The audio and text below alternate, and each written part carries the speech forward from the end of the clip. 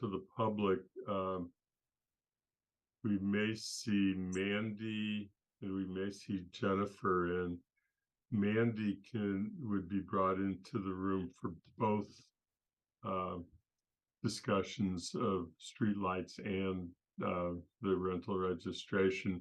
Jennifer only for rental registration. Lynn, do you know if so that candidates meeting tomorrow? Yes. It's not a public meeting, right? No, it isn't. And seated counselors that are running are not invited. Okay, so it's truly only for new candidates. Yes, Okay. but I want you to take very, very good notes about what they ask. Well, so I guess I should probably know this. I don't know if it's an in-person meeting or a remote meeting. I should talk to Paul. I believe it's I think it's in person. In the You know time. what? Okay. With the Do you know what option. time it is? 4:30, I think it's starting. 4:30 to 5:30. Bob, are you going to that? I plan to be there. Yes. Okay. And so I assume you must know then. Is it in person? Is that what is that the information that you received? That's what I'm assuming. Okay. I didn't get any sort of Zoom invites or anything. So Okay. I believe No, in person's fine. it's scheduled for the town room. it Okay. is scheduled for the town room. Yeah. Good. And so Bob, you can take good notes. Well, between Sean and I, we'll Yeah. figure it out. Yeah, except that Sean's leaving town then. I still have a phone. Just not turning that off. Yeah, but do you really want us to use that? Probably not. Depends what the question is. Fair. I was going to go with that last statement. Depends on what. Yeah. How about the question, when do you plan to come back, Sean? When will you be bored? Oh yeah, that was good. I'm frozen. Uh-oh. Can you hear me still? Maybe Yes. the desire is to be bored. Who knows? Okay. No, I don't want to be bored. That was, being bored that drives me nuts too. So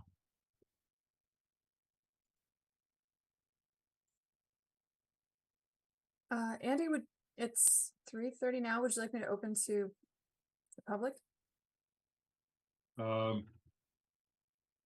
See if Alicia's in there. Yeah, why don't you go ahead and do that? Everybody recognizes it's not public. Is Kathy where is Kathy? I don't know. No, she intends to be here because I spoke with her. Lynn, I'm texting her now.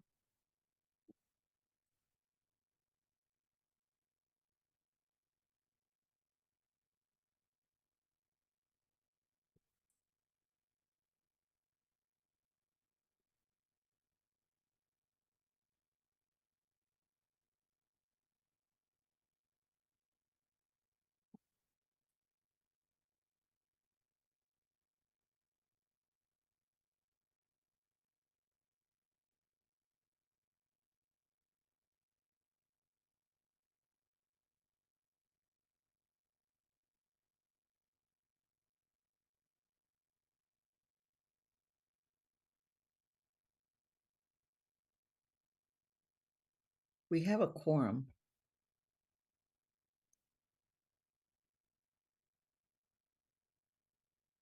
I don't see Kathy or Alicia in attendees.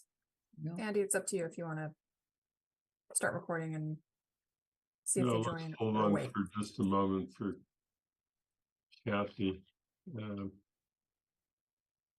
or Alicia. See if we've.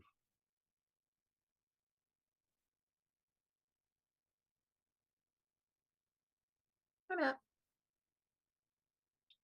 So let's. Hi, Athena, how are you? I'm good. How are you?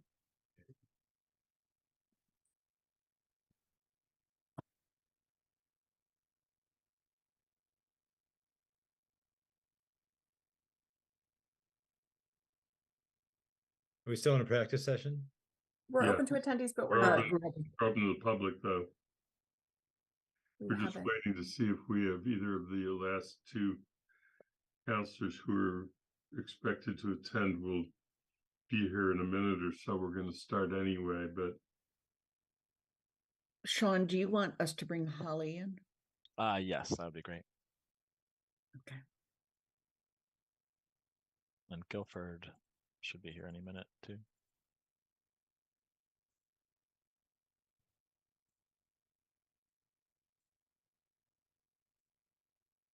Guilford's in the audience now too. Okay, good. Yeah, you can bring him in as well. So it's, yeah. in the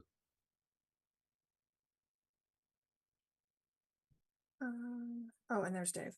Let me grab him too. Are we bringing Dave in? Yeah. Yeah, Yeah. he'll be part of the rental reg discussion. And there's Kathy. okay. And I was just texting Kathy as she came in.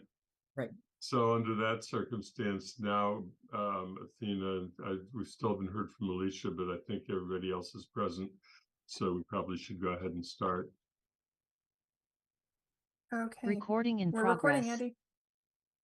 Okay, well, thank you. I want to welcome everybody to the Finance Committee meeting of August 22nd, 2023, and calling this to order. This is a meeting that's being held by Zoom. This is permitted by the open meeting law. Members of the public have access to the meeting via Zoom and telephone, and of course can view it on Amherst Media, which I believe is also connected to this meeting. So with that, I'm going to start as expected, but the usual procedure when we have remote meetings of making sure that everybody who is a member of the committee can hear and be heard. And but before I do that, I just want to remind everybody that this meeting is being recorded, and so you should be aware that recording is in process.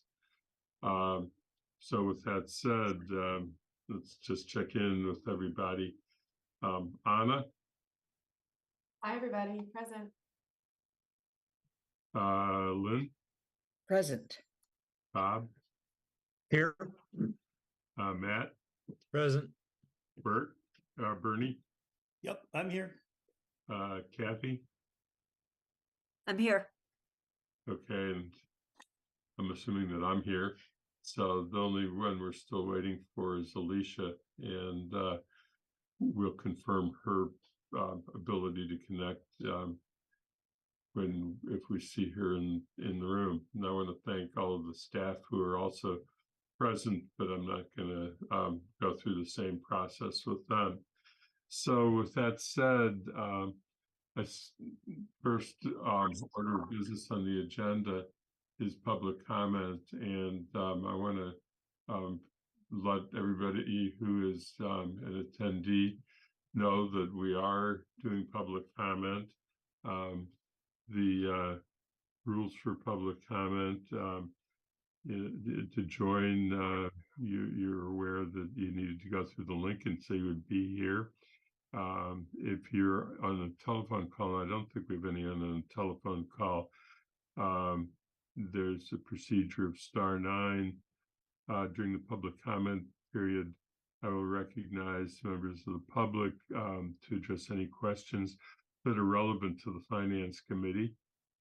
When called on, please identify yourself by stating your full name, preferred pronouns, and your district or address.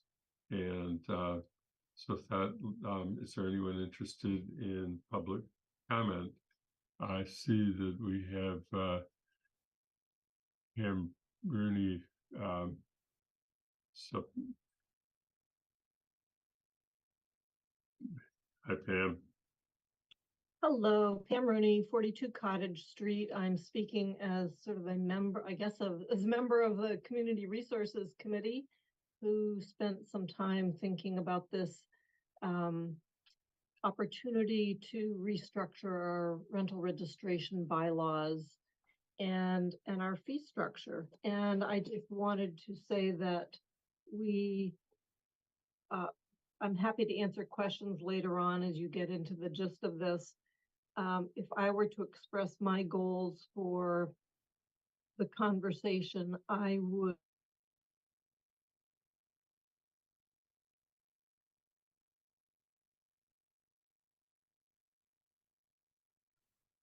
Andy, can you hear Pam any Yeah. longer? Did we lose you, Pam? Pam, we can't hear you. We stopped at your goals. Dean or Lynn, do you know what occurred? Is unmuted. Sounds like something got unplugged or I don't know what happened. Okay, we'll check back with you, Pam, in a few minutes to see if you've heard. I don't, Maybe after you take the next public comment, we can try again. okay, why don't we bring in Renata Shepherd then? Renata, welcome. Hi, thank you for taking my comment. I sent my name is Renata Shepherd from 81 Justice Drive in Amherst, and I sent a letter to the Finance Committee, which I would like to read, so that goes on record for public comment. Dear Finance Committee, because of many of the rental housing complaints arise from student housing in single-family neighborhoods, UMass mainly, and Amherst College, must be involved in funding the rental bylaw. For example, I have a condo rented out, which has its own condo rules and regulations, to the same wonderful tenants for over 10 years. My rent is well below market and my unit is in great condition. Why should I pay the same fees for my permit and inspection as a dilapidated, subdivided house full of rowdy people? Yes, you can evict tenants for misconduct, but that must be done via lawyers to be effective. It is expensive and can take several months. Tenants renting for like 10 to 12 months may be unconcerned and could even cause property damage before the eviction happens. Fines for parking on the lawn, removing smoke detectors, parties, etc., are a resident issue, not a landlord issue, and the resident should bear their responsibility.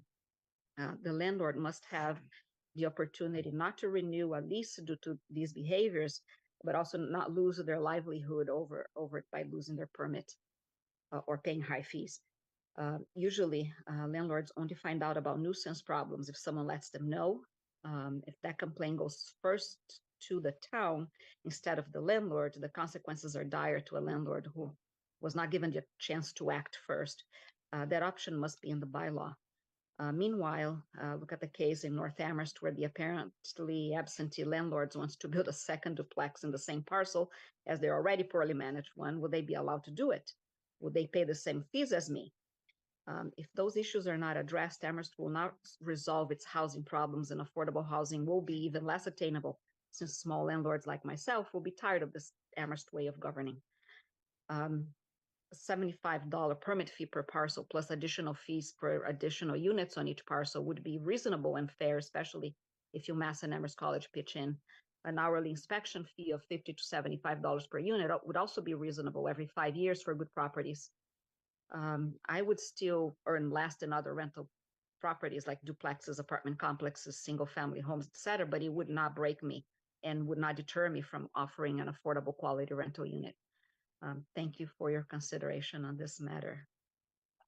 And thank you for providing your comments. So I think that there's nobody else, but Pam, let me just mention, Pam Rooney did, her computer blanked out. She's trying to reconnect. She'll come back through the audience. Okay, and I just want to let everybody know that I know that I see that Hilda's hand is up, so we'll bring her in just a moment. But since we've mentioned Pam, if Mandy comes to the meeting, I haven't seen her yet, but I will bring her to the discussion along with Anna, who are the co-sponsors of the streetlight policy. And as far as members of CRC is concerned, when we get to the bylaw and rental registration, I think I have to make a judgment call based upon whether there's a quorum of that committee that is in the audience. If there's not a quorum, I may do the same thing. And with that said, please bring Hilda in and let's see if we complete public comment. Hilda, hi. You want me a panelist? No. Can Well, you hear me? we now need you in the room so that you can offer public comment since you had raised your hand. So just state your name and district that you live in, and then please offer the comment that you wanted to bring to the Finance Committee.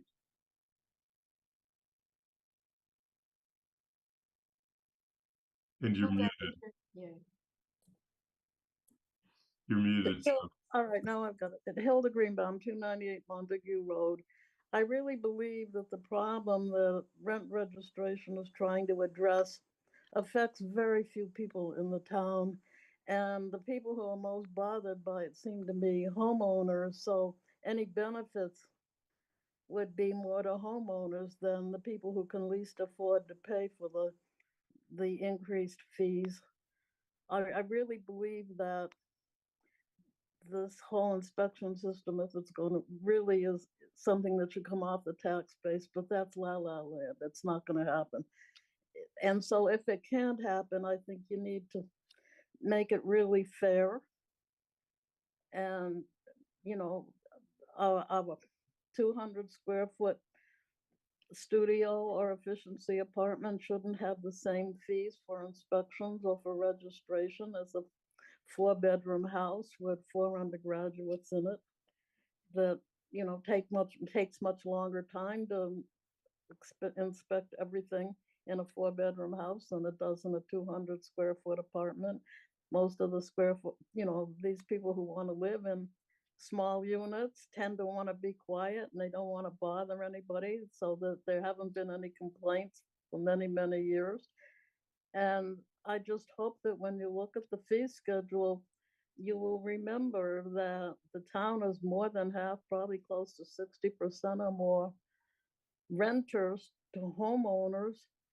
And they are the people who can least afford to have the rent increased. And be fair when you start setting the fees, if in fact you really believe this program has to happen. I think that the problems can be handled the way they've been in the past. And we don't need the program, but please be honest and fair in setting the fees and think about most of the people who are tenants in this town can't afford to pay more than they're paying now. Thank you. Thank you, Hilda. I appreciate your comment. And on behalf of the committee, we appreciate hearing from you today. So with that, I think that we're completed the public comment portion of the agenda because there's nobody else who's requesting to be heard. So I want to spend a limited amount of time at the beginning, but it is important that we have the discussion just to see if there's any comments about the budget process that we engaged in during the months of May and June, and if there's anybody who wants to say what they particularly like, that's always good to hear. Suggestions about what you would like to see done differently, and also what kinds of staff support you think was helpful, and because we are going to have to make sure that as we transition in leadership in the finance department, that the committee gets the kind of staff support that it needs. So Matt. Thanks, Andy. I thought all the department heads did a great job of getting their budget books obviously together and the information, the responses to our questions. I personally would have preferred to go back to previous process of having actual presentations from department heads at the outset of their sections. I thought it is efficient to give them the questions in advance to respond to, but I thought it took out some of the authenticity of the discussion to not have, you know, a presentation from each department head when they spoke to their piece. So I realize that's a slightly larger burden on folks, but especially without Sean next time around, I think I personally at least would need sort of that more broad overview in the process. Andy, can I just follow up on that specific Yeah. comment? I think that's a good comment. It certainly could happen. I think the committee is going to have to consider how many meetings it has and how long those meetings are. I think the trouble when we were trying to fit them all in is we've increased the number of departments that we have, and every year there's more and more information. So I think certainly can have the presentations. Again, it's going to add more time to the process. So you just have to think about, again, how many meetings you want to have and how long those meetings are, and when they are.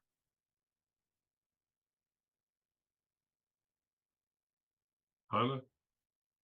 So I felt this way last year too. I'm really challenged by the way the budget process functions within the council, because it feels like we go through a lot of time spent and a lot of staff time spent learning about a budget that's already been crafted and created. And I'd really like us to think about how we might get those presentations and get those that understanding of needs and get all of that when we're crafting the budget guidelines, not once we've gotten the budget from Paul. Because ultimately, the place where we have responsibility, or where we have not responsibility, but where we have agency, is in creating the town manager goals and the budget guidelines. Once that budget comes to us, I question why we are having so many town staff come in and spend their really valuable time explaining something that, unless we're shooting it down, we can't change. So I think for me, because of the way that the timing of a new council works, the timing of committee placements works, I'd rather us really look at the process and look at where our points of impact are, of potential impact are, and bring staff in around that. And I could be completely off base, but for a couple of years now, I'm like, why is this happening when it's something that is really well thought out coming to us already? Which I think is great, because Paul brings us a balanced budget. He makes that job easy, but that's my controversial thought of the day, I think, for folks. Oh, Paul? Yeah, so I think it's really important to understand that it's built that way as a functionally because there's a separation between the legislative and the executive. The executive forms the government. You're saying that you want to set the budget, and that's not what the council's role is. I mean, it sounds like you want to hear from the department heads and then you'll say what you want. That's not what the council's role is. The council is to set the overall guideline, and then the town manager uses the executive authority to develop what the town manager thinks the town needs to operate within the guidelines that the council sets. And then the council comes back and looks at it and says, did you do that or not? And do we agree with that or not? So I think that's how I read it, at least. And I would go one step further and just say, and the goals come into that as well. So it's the budget guidelines coupled with the goals that you set that really dictate the budget that Paul brings forward. Can I clarify what I meant? Because I don't mean that we should be building the budget. I don't want anything to do with that. That's very clearly in your arena. I think what I mean, or what I know I mean, is that when we're thinking about the goal, those bigger picture goals, that's when it is really helpful to hear from staff. And so not necessarily hearing from staff on nitty-gritty budget items, but as we think about those needs, right? And when we think about the goal, when we think about the guidance we give through the goals and through the budget guidelines, they are bigger picture. We're not saying specific dollar amounts to things, and nor should we.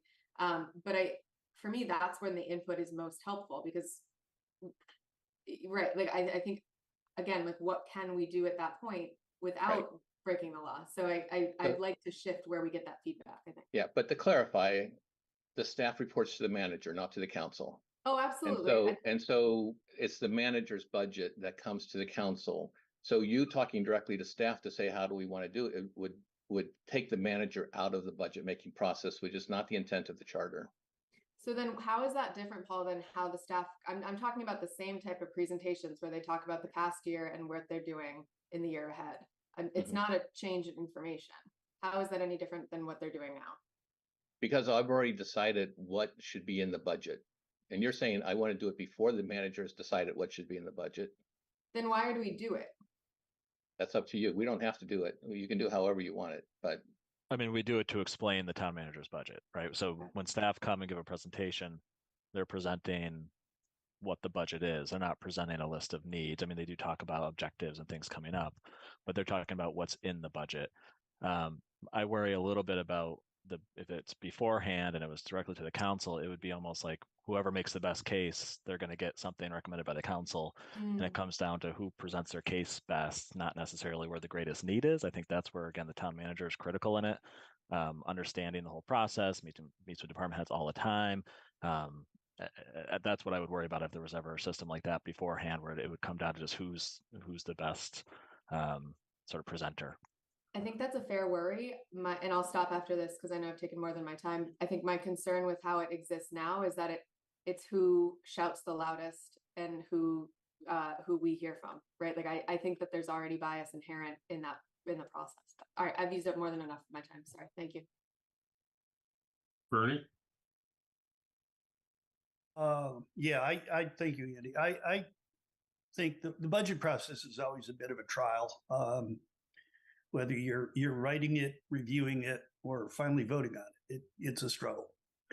And it's always a balancing act. There's always more demand than there is funds.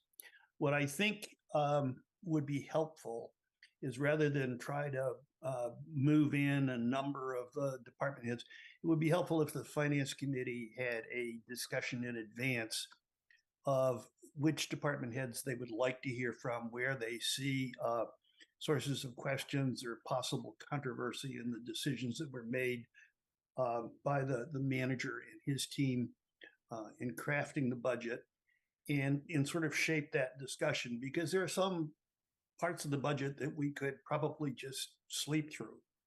There are other parts of the budget that we're going to want to pay close attention to because they have programmatic impact. So how we schedule our time, it's a fairly large committee as well. We've got a number of people we have to get in the same place at the same time, and doing things digitally certainly helps. So I think if we could carve out some time, even while Paul was writing the budget, to say, these are areas where we've had concerns about in the past. These are areas where we'd like to see more detail, and give him that feedback. So we're not inviting every department head in. We're inviting in the ones that we really need to hear from, where there's some critical importance to the town, and move forward with that. I appreciate all the effort. I've done more budgets than I care to think of, from 2 finance committees in 3 other towns, 4 other towns.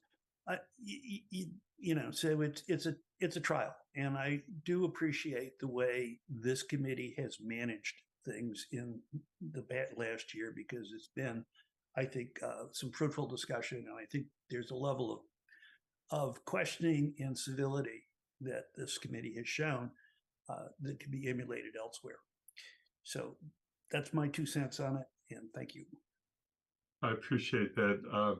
I guess my one thought is that having been on both finance committees in Amherst, is what message would it send to department heads that you don't select to come in and allow time for the committee, either the old committee or the current committee? And that's always been the one thing that has kept me from going in that direction that you've just described. Alicia, hi, welcome. Just can you confirm that you're hearing me, and that we can hear you? Yes, thank you, Andy. Thank you. What we're doing now is that part of the agenda where we're just going in. So if you have any comments about what you particularly liked or disliked about the budget process that we went through in May and June, or recommendations that you would make for next year's process, that's what we're trying to draw on now while Sean is still with us. We wanted to do that a little bit earlier than usual so that we could take advantage of his presence. Kathy? I'm going to try to build on the discussion threads that Anna started. I think, and I'm not sure how to handle the Bernie suggestion, but I do agree with it. I think it's different hearing from a very large, complicated department with lots of people where we're spending huge amounts of money, and hearing from, we have some one-person departments, and they're always interesting. And so, and Andy, I do understand that it's also the day we get to see that person. So maybe there are ways the council, we talked about during the course of the year, hearing from the recreation director about the programs, just a larger, what is the town doing? So we could figure out some way of not having people feel we don't value their service. But I'm wondering, Paul in particular, in the fall, when we're about to set the budget guidelines, one of my concerns has been that we're giving you goals that are often competing goals that are asking for more in each of a variety of areas. And we've got a budget that we have to deal with. If there was a way of you flagging, if you're going to have to make some tough decisions, you can do one more of something somewhere. And if we had to choose and you came in and I know the past history has always been we do an equal percentage for library, for school, for town, but there might be some reasons we don't want to do that in a particular year. And that the guideline is when we should be having that discussion. We need to, I'm not going to even throw out a particular idea, but because of where we are, we need to put some additional money in here, and this is the way I might do it. So we build it into the guideline, and we have some of what Anna wants is to feel like at the beginning we're understanding decisions, including where we've put you on a Don Quixote kind of, we want 6 more of some things, and you can do maybe one of them, and make us be part of that priority. So I just, it's a way of thinking of maybe having a longer meeting than just repeating, this is the way we always do the guidelines. Because the nice thing we get is those financial projections on how much money we're going to have and what our trends have been. And then you present it assuming everybody gets the same percent, but we could have that discussion then a bit about where the tensions are in that. So that's just a thought, and I don't even know how to set that up because it would have to come from you to keep it manageable. So I will stop there, but it's a thought of an October discussion before you go out, because everyone is living with, this is how much money we have to spend, how to spend it the best way. So I'll stop. Lynn? Yeah, first of all, I just want to recognize the enormous amount of time, both on the council and the staff, that goes into the budget process. And the budget book that we now get is a model. It's phenomenal. It gives, you could basically read our budget book and understand more about the town than just about any other document. So that's hats off to Paul, Sean, and the rest of the staff. The other, Paul, did you want to say something? Okay. I think of this in a slightly different way. Okay. I feel that in November, as we're doing the town manager's evaluation and we're doing the budget guidelines, we're bringing to the table everything we've been hearing from the public and our own digestion of that. And as we set guidelines and do the evaluation, we reflect that as us bringing this consolidated message to the town manager and saying, okay, Paul, figure out how to deliver on that message. And the thing that gets me so concerned is that we hold one public budget forum and people think that is the only thing we're listening to, and it's not. We're listening to people sending emails to us and talking to us for the 12 months or even longer going up to that. So it's not a matter of who said what on the day of the budget forum. It's a matter of how have we as counselors been listening all year long and now say to the town manager, these are the guidelines that we want you to address as you put together the budget. There is one other critical element that's been missing, and those of us that were on the first council had the benefit of a serious orientation for every department. We took an enormous amount of time in our first couple months of doing that. And I'm more than willing to explore with the town manager how we might do some of that periodically throughout the year so that we understand a little bit more about the town's programs.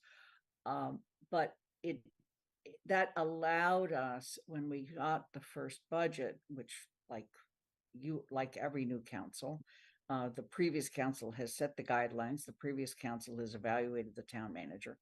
It allowed us to have a context of the total program of many, if not all of our departments. So we're kind of missing that piece, especially for new counselors coming in. But I personally believe we should look for every way possible to encourage the public to weigh in all the time, and to weigh in specifically around the budget process when we start it. But remember, it's not just who shows up that one night. It's all of the other options that we hear. Thank you. Paul, you. Yeah, so I think I'm hearing from Anna is we hear from the public, but I want to hear from staff before I set goals, before I set the goals in some ways. And is there a way to facilitate that before we start setting financial guidelines and goals? And because I value the staff, and I think that's something we can think about how to incorporate. There's pluses and minuses to that, of course.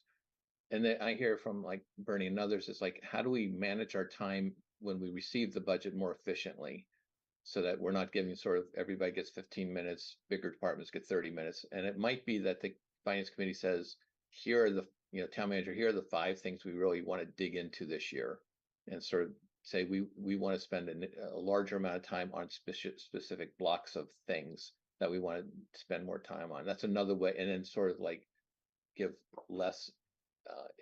So I just think there's different ways to approach it depending on what exactly the goals are that you want. And the third thing is, on every one of these items, I've been doing this with Sean. It's like, Sean, you can say whatever you want. So whatever you think, tell us what you think. I think is okay, Andy, if I respond to that? Yeah. I wouldn't change a lot for next year. I think these are good things to note. I think it will likely be a tough year to make dramatic changes. I mean, if it's council changes, that might be okay. Paul and Lynn will have to work on that. Meaning if it's presentations from departments to the council.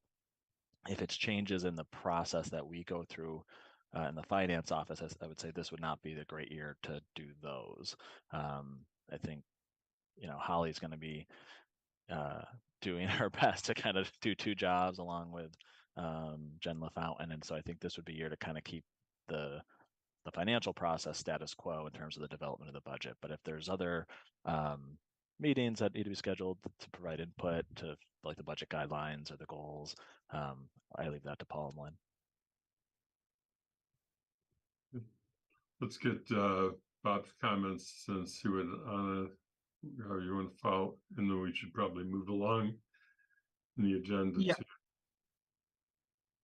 Okay, yeah, I wanted to just mention that I think the process we have used, where individual members of the finance committee focus in on a portion of the budget, is very good. I think it's very helpful to have the time to go to think about what's going on in a specific department, rather than having to master the entire budget all at once. It's having sat on this committee for 4 years now, it's a challenge to understand the budget. That being said, I do agree that if there's any way we can refocus or streamline the process that we use to evaluate the town manager's budget, I think we would be beneficial to do that. I mean, it's a long slog in May to get through the budget, and I think if we thought about it ahead of time, we might be able to focus a little bit more in our meetings than we have. So just a thought there. I do think what we're doing is working. It's just that it takes a lot of time, and maybe we could use that time a little more wisely. Can I respond to that quickly, Andy? Yeah. You know, one thing the town could do over this next year is look at what other cities do. A lot of our processes are still kind of built off of what we did as a town when we had town meeting, and it may be worth looking at how cities do it. It always feels like Northampton's process goes much faster than our process. I don't know if it actually does, but it always feels like from the time the budget's proposed to the time it's approved is maybe half as long as ours. And I don't know how they do it, but we could look at other cities and their review process to see if just what other differences there are. And maybe they're good or maybe they're bad, but at least we could see what alternatives there are. Good suggestion. Come back to that in a second. Hannah? Yeah, and I think that we all learned a whole lot from how Boston has been doing theirs in the past year in their way, which, to be clear, is not what I'm proposing. I'm not proposing a big change where we suddenly get our hands in the budget. I think where the root of my concern lies is Lynn, to your point, yeah, of course, we're absolutely listening throughout the year and putting those to, to paper as we write goals and budget guidelines. But I don't know that our constituents always know that that's where those are going. And so I think that it's important for me, I guess what I'm trying to say is I want us to be talking about the budget process much more holistically than we have been. We talk about it as if it's a point to point, right? When really it's the full year. It's the budget guidelines, it's the goals, and then it's the budget. And I think that when we are thinking about listening sessions, I don't think what I'm proposing is necessarily a change to how finance, like the department does it. And we don't need to do this right away, but I hope that folks will consider what it would look like to have, instead of just a budget forum when the budget's been published, what if we had a listening session before we dove into the town manager goals or before we dove into the budget guidelines? Like, I think that that's where we are listening to our constituents always. And if we also are explaining to people that this is a flow, it's not a point to point. And I think that's really important in terms of bringing a lot more transparency to a really convoluted process. Not convoluted, confusing. Sorry, it's confusing. And I think that's I want to bring that a little bit more to light, that this is a cycle. And then I wanted to echo what Bob said really quickly. I also thought and highlighting specifically sending the questions ahead of time and getting those answers often in writing was incredibly helpful, especially for those of us who sometimes have to take notes furiously. Having some of them in writing was really helpful as well. So I appreciated that. And I know, Sean, that was not a light lift on your part. So thank you. Bernie? Yeah, I'd just like to note that Sean is, after all, doing short time here, so his critique is pretty gentle for someone who's moving on. I do appreciate the work that Sean's done and everybody on this task, and I think the suggestion to look at what other cities do is great, as long as the cities we look at aren't Cambridge.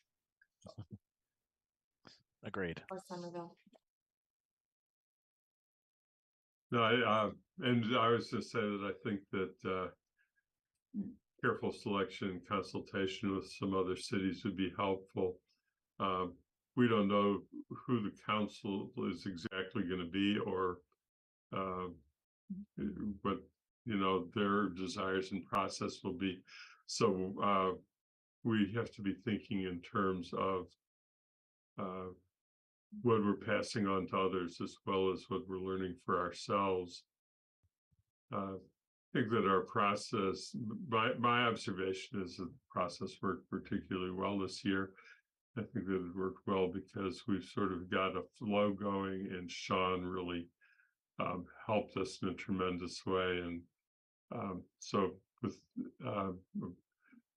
I don't know if Holly is going to be the one who's going to have the role of supporting the committee, or who's Paul's assigning to that role yet. I'm not asking for a reply on that. But we need to start developing that relationship and understanding early, so that the process flows from Sean to whoever is designated to have that role to make sure that we get the support to get through the process. I think we've sort of fumbled through as a new city and done pretty well. I say that reflecting a little bit on the last MMA meeting, where Lynn and I met somebody who was on the had been on the council and finance committee in Watertown, and that was we asked because they have they're one of the other cities in Massachusetts that has a manager council form of government. We said, how do you make it work? And they said, we give a lot of thought to our guidelines at the beginning and give guidelines from the council to the manager that come back to us in a proposed budget. And I said, gee, it's good to have your experience. We fumbled on that ourselves, and it's been working well for us. So anyway, I think, is there anything else that people are burning to say now? We can have further comments on it at subsequent meetings, of course, but right now we have our last time with Sean. So that's why I wanted to do this today. Sean, do you have any final observations to offer? No, I think what you said is, unless the process has changed, I think the guidelines and the goals are, again, really the critical things that we look at. And then we also, again, we try to, in the budget, show how the budget reflects what we're hearing. And I think the challenge for you all is sometimes they're not consistent. And I get why they're not consistent. You need to set overarching goals, and then budget guidelines sometimes are, a little bit more short term. And I think that's where the challenge comes in, like this past year, where really great goals, but then the budget guidelines are sort of like, hold back a little bit for good reason, because we've started a lot of projects. So thinking about how those two line up, which I think is what Lynn said, and how there's maybe one message that comes out of the combination of those two to Paul would be helpful. Okay, well, thank you. So while we have your attention, we'll go to the next agenda item. And the next agenda item was that you're going to provide us with an update on the FY24 budget with the state budget as adopted. Sure. So I put it was kind of late, but I put a document. And Len, can you pull that up, the state aid update in the packet? Sorry, I'm in the wrong packet.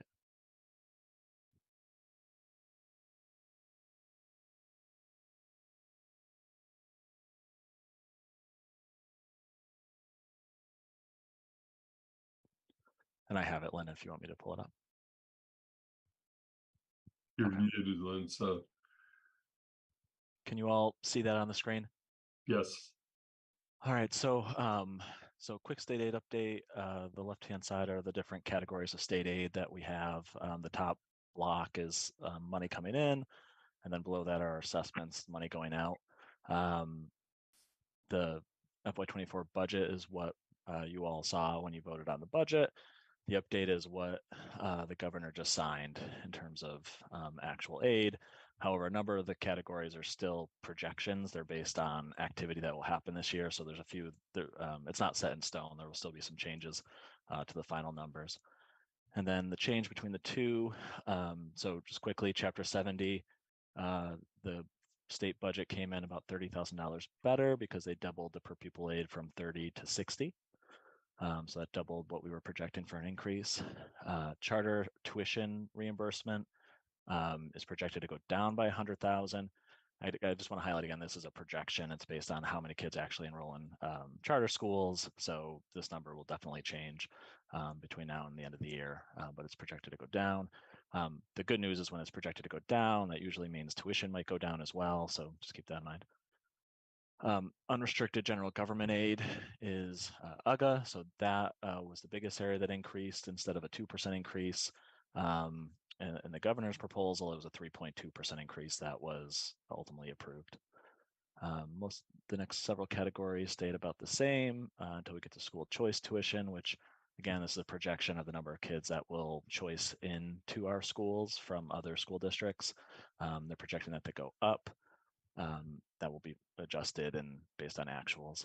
And that money doesn't come to the town, it goes directly to the schools. They have a revolving fund.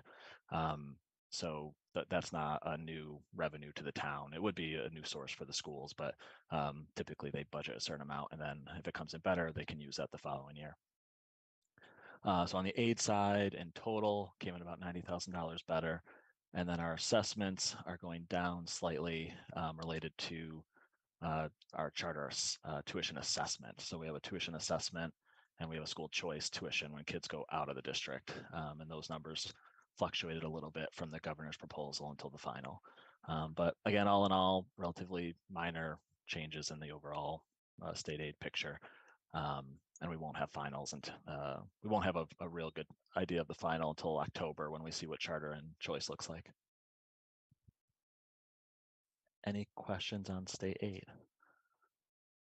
I think the one thing that I might add to what you just said, and you should follow up too, is the one thing that's not on the cherry sheets that's very important to us is Chapter 90, which is for roads. And Chapter 90 is never shown on the cherry sheet. And there will be, it's been pretty flat over the last years, which is unfortunate with the construction costs for roads going up. Mm-hmm. And this is from my work on the Fiscal Policy Committee of the MMA. There is an additional piece of money this year in a supplemental budget that is then dividing the funds by a different formula than the formula that has been traditionally used, because it's disadvantaged for Western Massachusetts communities and rural communities in particular. So that road miles is a much larger portion of that, and that's an unknown figure as to how that's going to work out. And so when we were at the last Fiscal Policy Committee meeting, I asked the question of when we're going to know that answer, and turns out that I got a response that they included in the budget that the Department of Transportation has until I believe it was March to provide those numbers. So that's an unknown. Yeah, Guilford can weigh in if he's seen any estimates.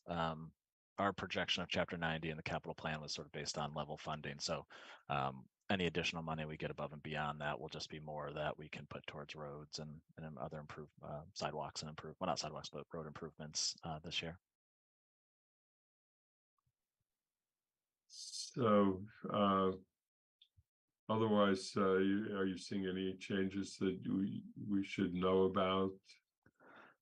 There weren't, again, what I showed there's not any huge changes. I looked at I always check out the regional schools cherry sheet mostly because I'm interested in what's going on at the regional schools. One doesn't affect the town directly, but it's good overall for our system is regional transportation aid came in really good. That was one of the big areas of investment. So it looked like that came in maybe $200,000 plus more than what they were expecting when they did the budget. So if that funding stays, it'll help their budget going forward. There are a couple other little categories that shifted for the region, but the biggest one was regional transportation aid. And some of it's because they're still reimbursing for the regular transportation, but they never used to reimburse very much for vocational transportation. It was always so small an amount. It was sort of like, why do it at all? But they increased it significantly how much they're putting towards voc transportation, which will help the regional schools because they have significant costs for that. Yeah, again, back to the Fiscal Policy Committee experience. I mean, this is a discussion that we've been pressing in that committee because rural communities have a greater burden because they're sending to a greater distance and frequently, as we do, to more than one vocational school. Right. I think we're sending to 2 vocational schools. Yeah. So not a new issue. And there was rural school aid included in the budget. The region's been getting that for a few years now. It's interesting. Amherst doesn't get it. And I remember Pelham didn't get it, but for some reason, when you bring the 4 towns together, they meet all the criteria and to get the rural school aid. So the region gets it, but at least Pelham and Amherst individually didn't qualify for it. It's based on, I think, population density and mileage or size of the community. So so that's another item that will help the region. Lynn, you have questions before we move on? Yes. So Sean, as you look at this budget and where the increases were, even though they're not final, some specifically go to the schools directly and do not come through the town, and some come directly to the town. So if you looked at this, what percentage increase are the schools getting from state aid? And what percentage increase is the town getting for state aid?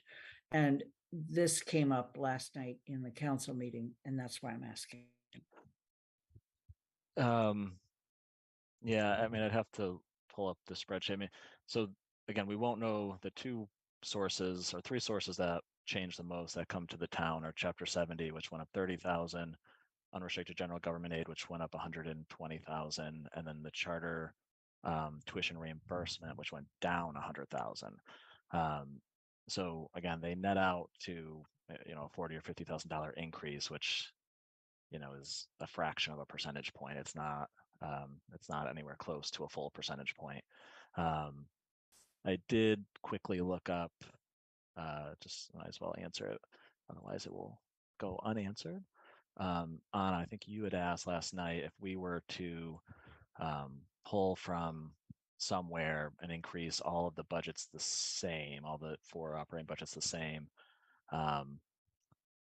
and do it in a way that we gave that same percentage increase to all of the budgets. And so it was about a $33,000 increase that the town would need in order to cover half a year of the stipends. The total increase would be 85,000. So if we were going to, because it would, that $33,000 increase would equate to a 3.12% increase for the town instead of a 3% increase to the town. So then if we did that for the other 3 operating budgets, the total would be 85,000. I think it was Thank you. Mandy, but I'll pass that on. Thank you. Yeah, it was Was it Mandy. Mandy? Jo. Okay, sorry. Kathy? I just want to speak to that quickly because I didn't last night. I think that was one person saying that, but I don't think we have to do that. So that is just, it's a piece of it. As far as I'm concerned, it's a piece of information. Yeah, that's all I meant it for. Yeah. But thank you. I was doing some quick math last night as well. So I did have one other, it's not related to what you just presented, but when do we get the 4th quarter FY23? So is it in September? Yeah. I know we have. Yeah, there's a few small moving pieces right now, but September, yeah, I think anytime in September we could schedule that. Holly will, let's put maybe October. I would say we will have the information in September, but there's a lot of end of year accounting work that goes on in the months of August and September to get ready for auditors and to close out the year. So I think Holly will let us know when that report is ready. The data will be available. It's just kind of put it into the report format and distribute it to the committee. So September, October at the latest, I would say. Because in my mind, I look at the 2 together. We've got our what budget we think we're living with for FY24, and when we find out what we actually did in FY23, it's helpful to look at those side by side. Thank you. Yep. Bernie? Yeah, real quick, distributing the Department of Revenue's end of the year letter would be interesting because it leads you to understand why August and September are not calm vacation months for the financial staff in the town. Okay, so if there's nothing else, thank you, Sean, for that presentation. And when Sean and I talked earlier, you were thinking that it would be better to start with discussion of the streetlight policy and set a fixed time for it. Yeah, I think we wanted to start with streetlights, but make sure we left ample time for the rental registration discussion, because I think that's going to be a lengthier discussion that we wanted to get through at least some baseline amount of information today. So I think we can turn it over to the streetlight conversation, but maybe set a limit of 20 minutes or in that vicinity, and then schedule the rest to come back at the next meeting. Yeah, on neither of these next two items was the intention that we were going to reach a conclusion today. Our goal is to get a better understanding of both of the proposals, financial consequences of both of the proposals, and the fees issues that we need to tackle for the rental registration, and at least start both conversations because they're really important. So Guilford, you here? Yep, Okay. we're here. All right, well, thank you.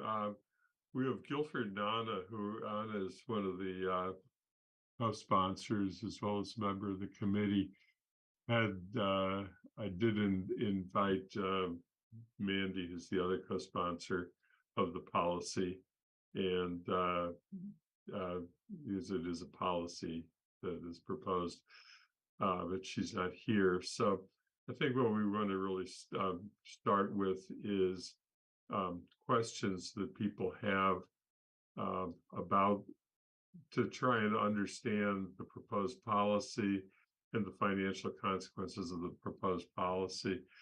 And I'm going to offer first opportunity if she wants to use it. It's Kathy, it's your choice.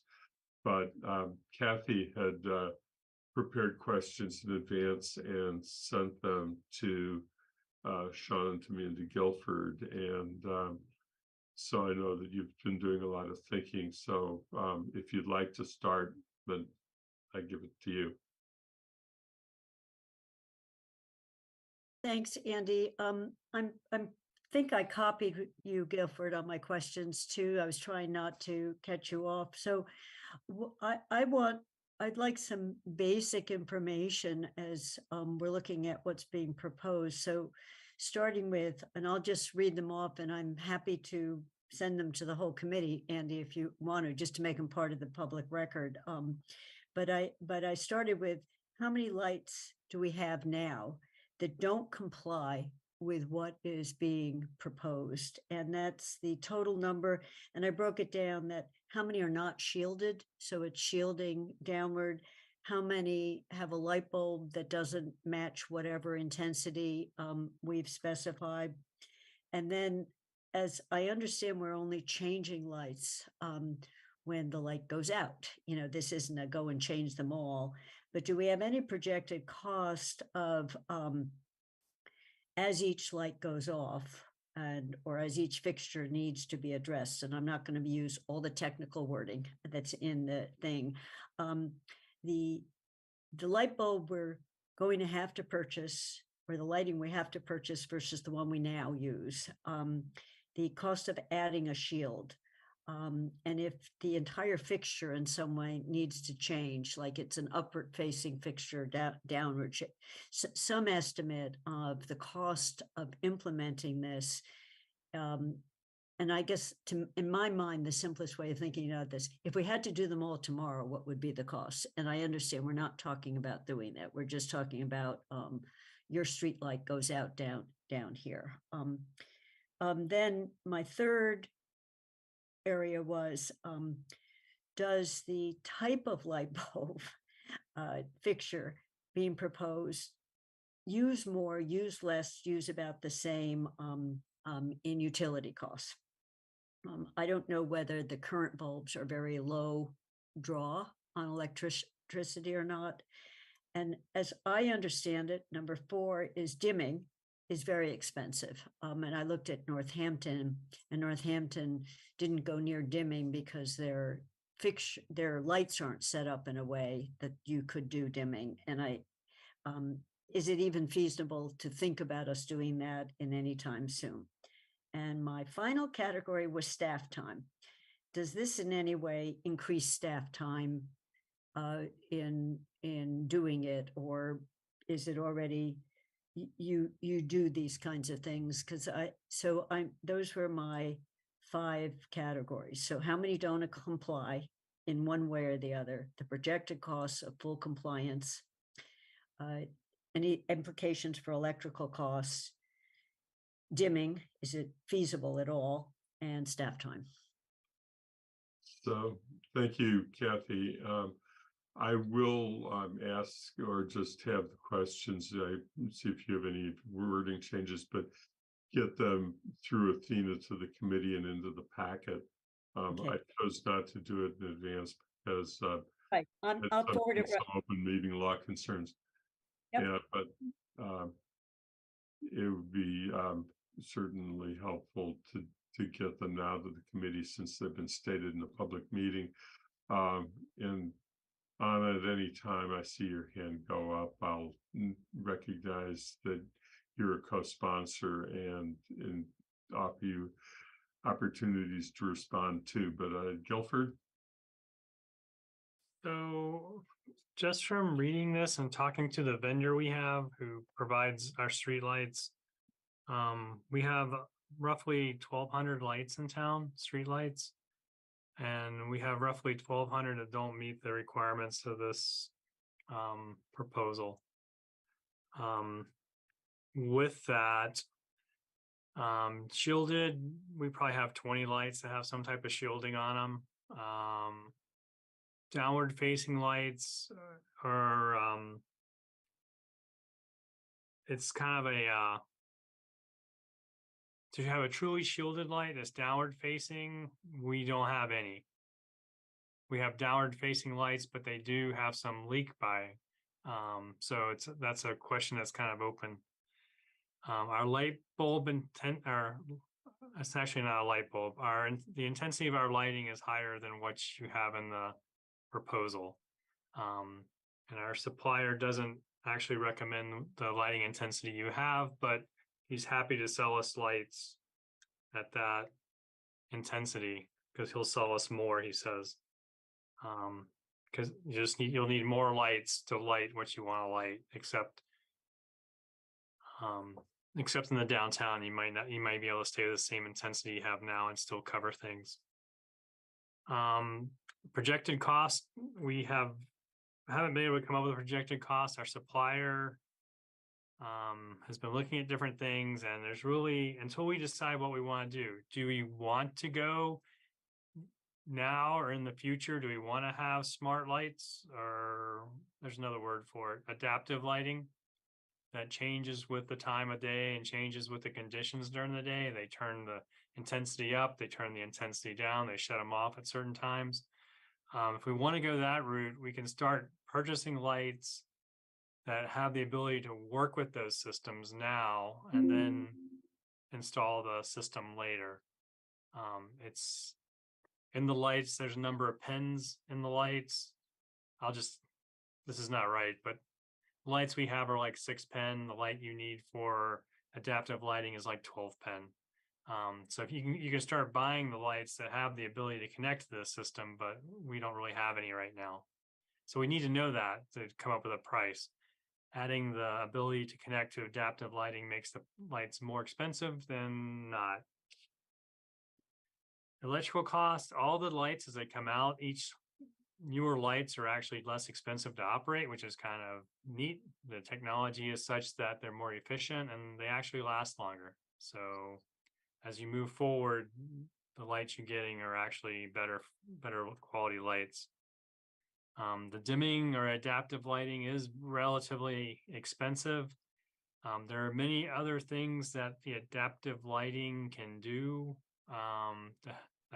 they can support, which is other things that the community may use.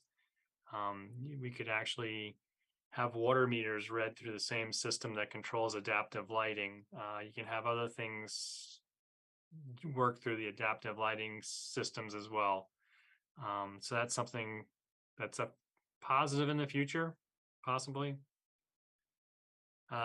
Staff time is going to go up because there are a lot of undefined variables in here. Glare to me is different than glare to a younger person. So how do you determine that? How do you actually figure it out?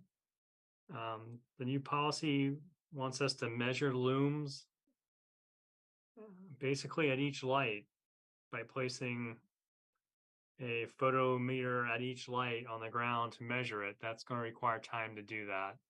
So if someone complains about a light or about light trespass, that's going to be time someone has to go out there and do it.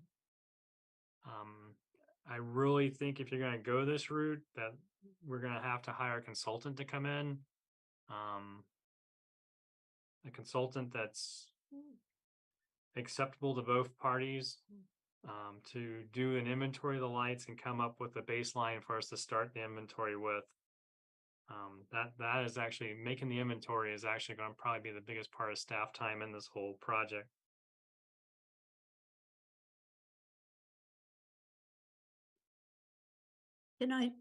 Andy, could I just follow up with a couple clarifying as he went through? Thank you, Guilford, because you actually. Yeah, why don't you go ahead, Kathy, and then I'm going to call on Anna in her role as co-sponsor to see if she has anything. Okay, as I think the co-sponsors know, I was more than a little bit amazed by the level of technicality of the technical appendix.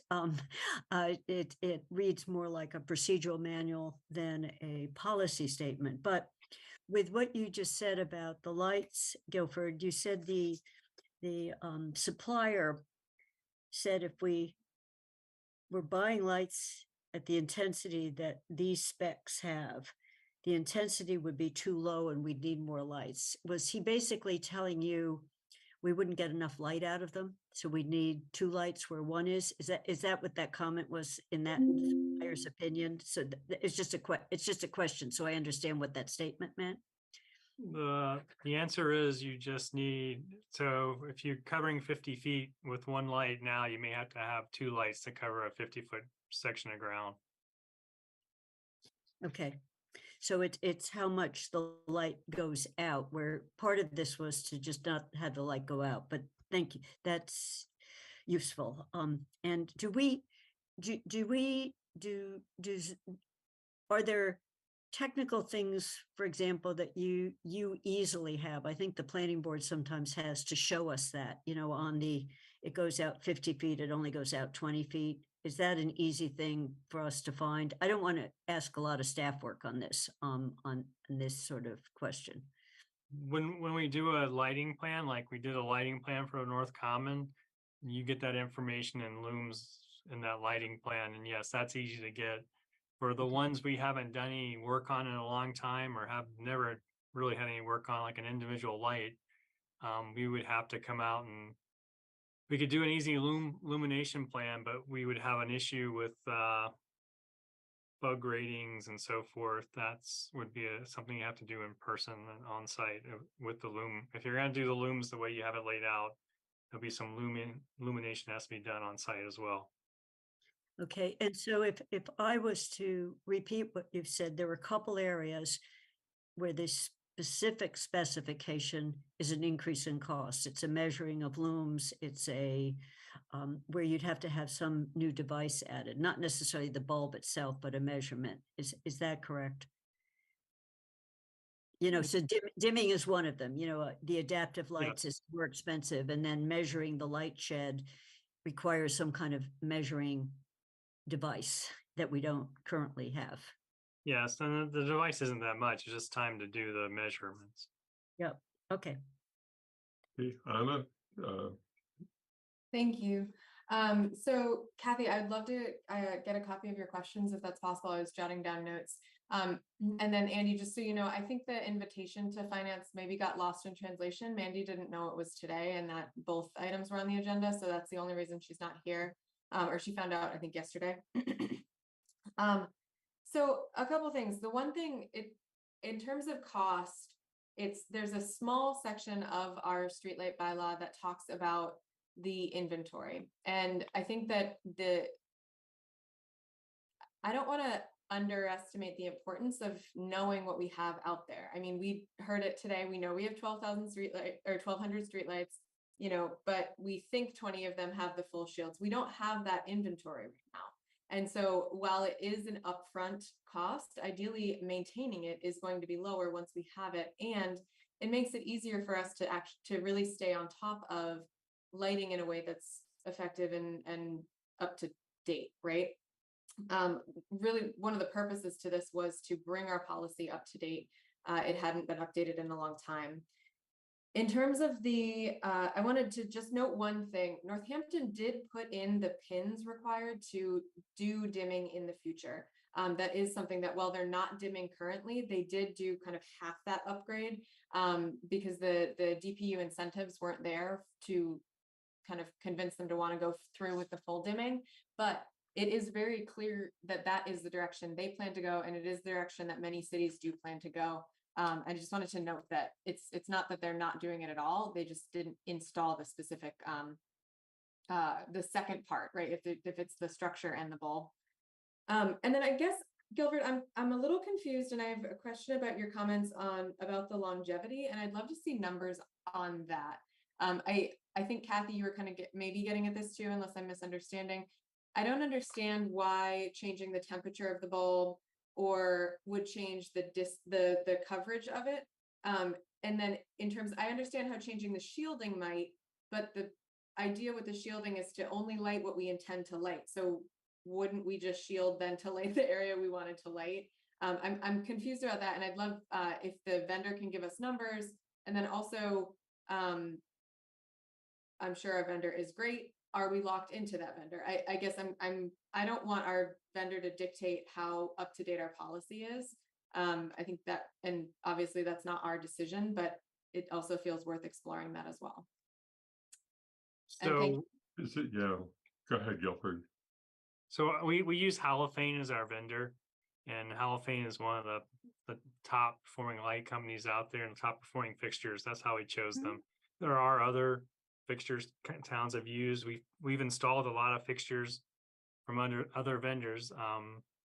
Our preference on maintenance and operability on the lights is actually we do like Halophane. It's just something that's an easy light to work on, and it's also has lower maintenance and lower issues we find. So that's, I mean, if we want to change, we can change. The temperature is kind of like a 30-watt bulb versus a 60-watt bulb versus a 120-watt bulb. So if we have 120s now and we're going down to 30s, the light is not there as far as you want to go sometimes, and you have to put another light bulb in. So that's something our vendor pointed out is when we'd have to take into account when we then cite the lights, and we may have to have more lights because of that. But then again, it's an issue of what you're lighting. If you're staying in the downtown and you want higher lighting downtown, like UMass has higher lighting downtown, you may not have an issue. If you're going to light North Pleasant Street from the college, UMass, all the way to North Amherst, you might have an issue. You need more lights than you would if you use another color. Using a dimmable light, which has a brighter intensity or a higher color spectrum when you want more, and then it dims down at night when it gets darker and not so many people are out and about, that's doable. But then that's using the smart light system. So there's lots of things. And yes, most of the light companies are going to the pin setup that actually allows you to do that, but there are lights in our system that don't have those, and if we replace them one for one, they don't come with the pins.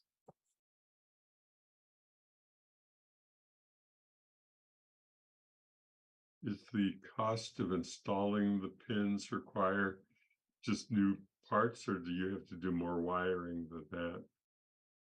It's just a different fixture.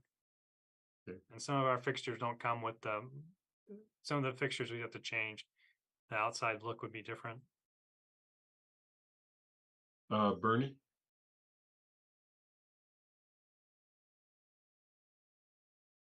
You're muted. Yeah, when I first looked at the policy, I didn't pay as much attention as I should have to the performance standards. The policy itself is fine. It gives you some clear notions about where you're going to illuminate, what you're going to illuminate for, and how you can get a light.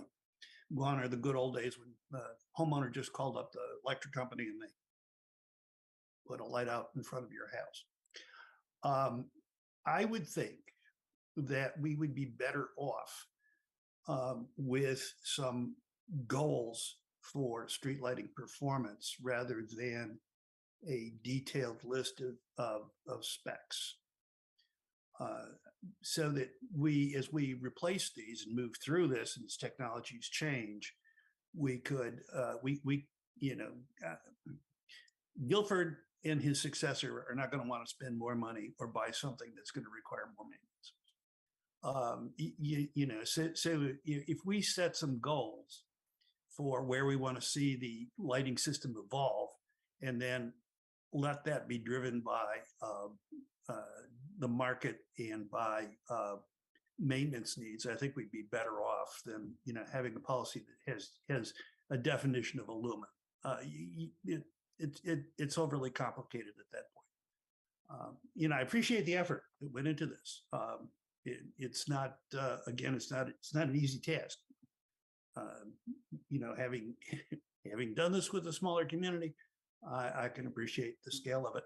The one thing I would add is I think it would be important that we had an inventory of all of our streetlights, and along with that inventory, an assessment as to where it is and what it's illuminating. Because my guess is we could probably knock out a number of lights. We could just simply get rid of them because they don't conform to the location of the policy. And you're also going to want to take into account that, as Guilford mentioned, you're going to want different levels of illumination depending on what the environment is. You're probably going to want brighter lights downtown. You're probably going to want brighter lights in the parking lots. For lights on a curve that has chevrons, you really just need to only illuminate the chevrons. You don't have to light the whole thing up. So those are going to be some decisions that are made that it could be driven by a goal to reduce the cost and the impact, the environmental impact of the lighting system. Thank you. Lynn?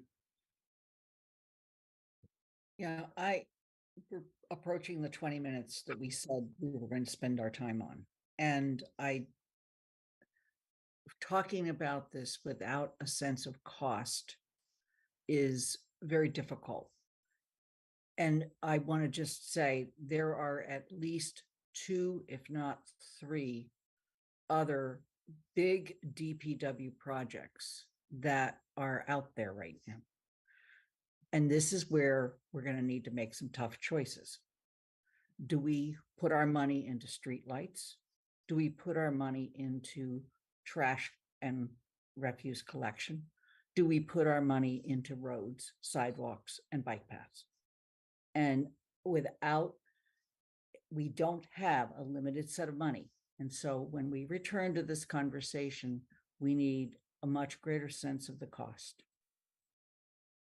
Thank you. Kathy, back to you. Yeah. And Lynn, I just want to end on that note because I want everyone to understand my questions were only to get at the costs. I totally agree with what Bernie just said, but because there was a very technical appendix, Bernie, it was directing us to buy a particular kind of light with a bug rating, with a lumen, with a Kelvin scale, with a kind of a shield, and everything was immeasurable.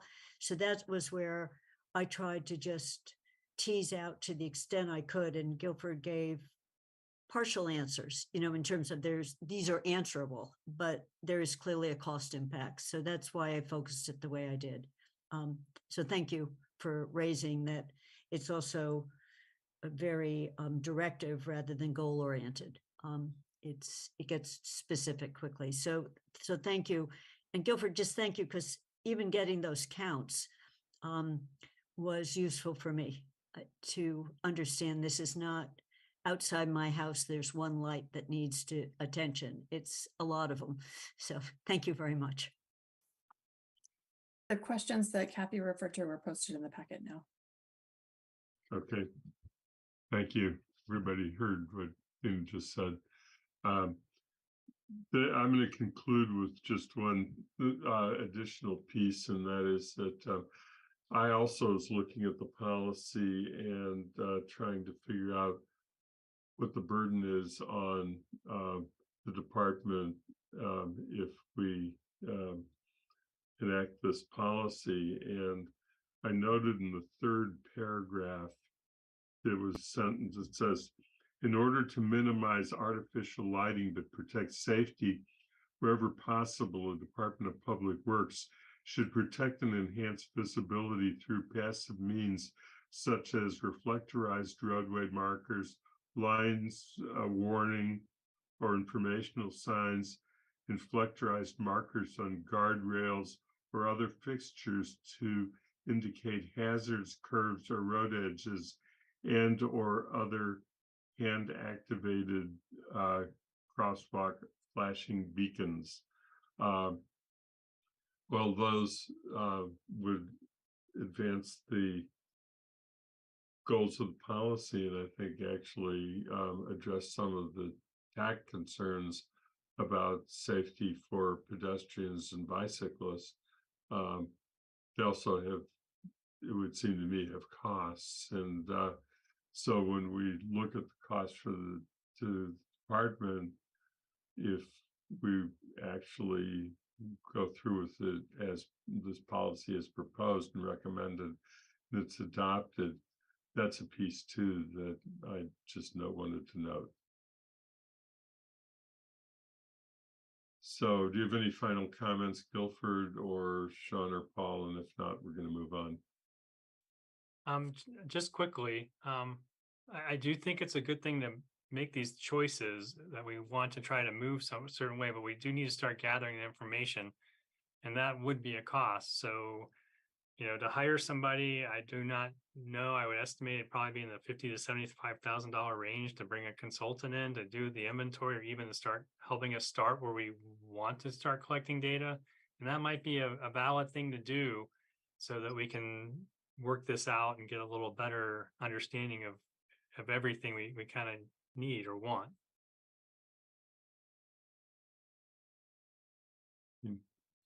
Thank you, Sean or Paul. Is there anything? If not, then I want to thank everybody for a very helpful first discussion, and I'm going to try and work with staff and with our sponsor member of the committee and anyone else who would like to try and determine what our next step should be in our analysis. We knew that today was a start, and I think it was a very helpful start, and I appreciate all of the comments, questions, and information that you've provided, Guilford, that have enabled us to start that. But I do want to move on to rental registration. I'd like to bring Jennifer Taub into the meeting at this point. So whoever can do that, please do. And Jennifer is a member of CRC and was involved with this process all along. So she may have some of the same contribution that Anna was able to make to the discussion on the previous item. But with that, what I wanted to propose was that we try and divide the time that we have remaining in the meeting into sort of three categories and limit the amount of time on the first one, but start there. And the first one is to allow some time for just questions about the bylaw that go beyond the questions of the fee structure.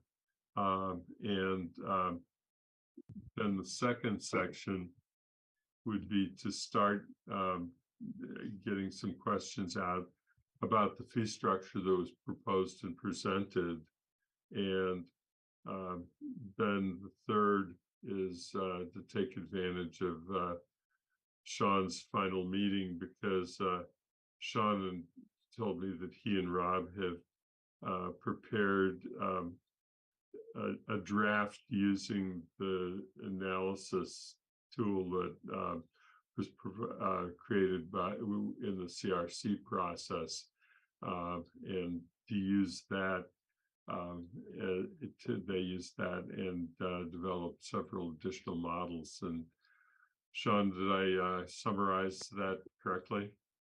Yeah, for the most part, I'll say that the last section, we just have one model, and it's just an Excel spreadsheet that sort of takes the fee structure and pops in some different amounts, so the committee can kind of see what values would generate how much money, and then have a conversation about, is that the right place? Does it need to do certain areas go up, go down, other changes? So it's really just meant to be to help start the conversation around actual fee levels, because we thought that would be probably the most difficult. Where do we start with that?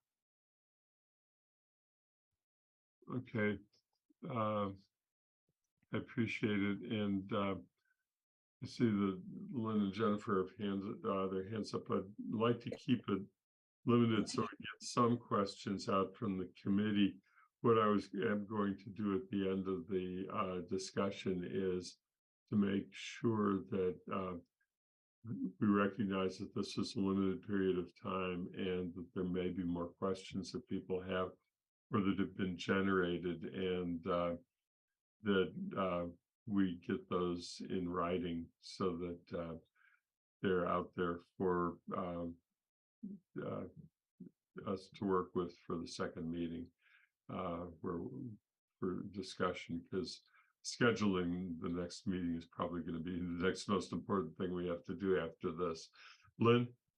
Yeah, Andy, Pam Rooney is in the audience and can be brought in, but I think it would be important to have Athena be very clear of what it means when we bring in people and now have a quorum of the council, and the role that Pam and Jennifer can or cannot play.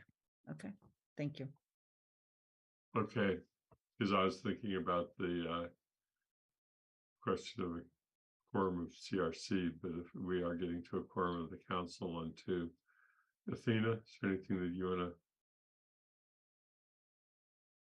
to? If Jennifer and Pam are here to give a report on CRC, then I think that would be Pam. I'm not sure what Jennifer and Pam had intended to attend for. Jennifer? Hi, no, I was actually, in the audience just to listen to the discussion, but, and Pam Rooney, we can certainly answer any questions you may have, but I was really just here because I knew it was on the agenda and I was interested. Okay, Andy, if you'd like to bring Pam in, she couldn't complete her public comment earlier. If you want to wrap that up now, and then if you'd like to get feedback or get a report from CRC, because she wrote that report, I can bring her in for that part. How's that sound? Okay, and then you're gonna I'll move Jennifer. Yeah. The council, you're gonna move Jennifer back. Okay, let's go ahead and do that. Thank you, and thank you, Jennifer. Thank you. Hi, can you hear me?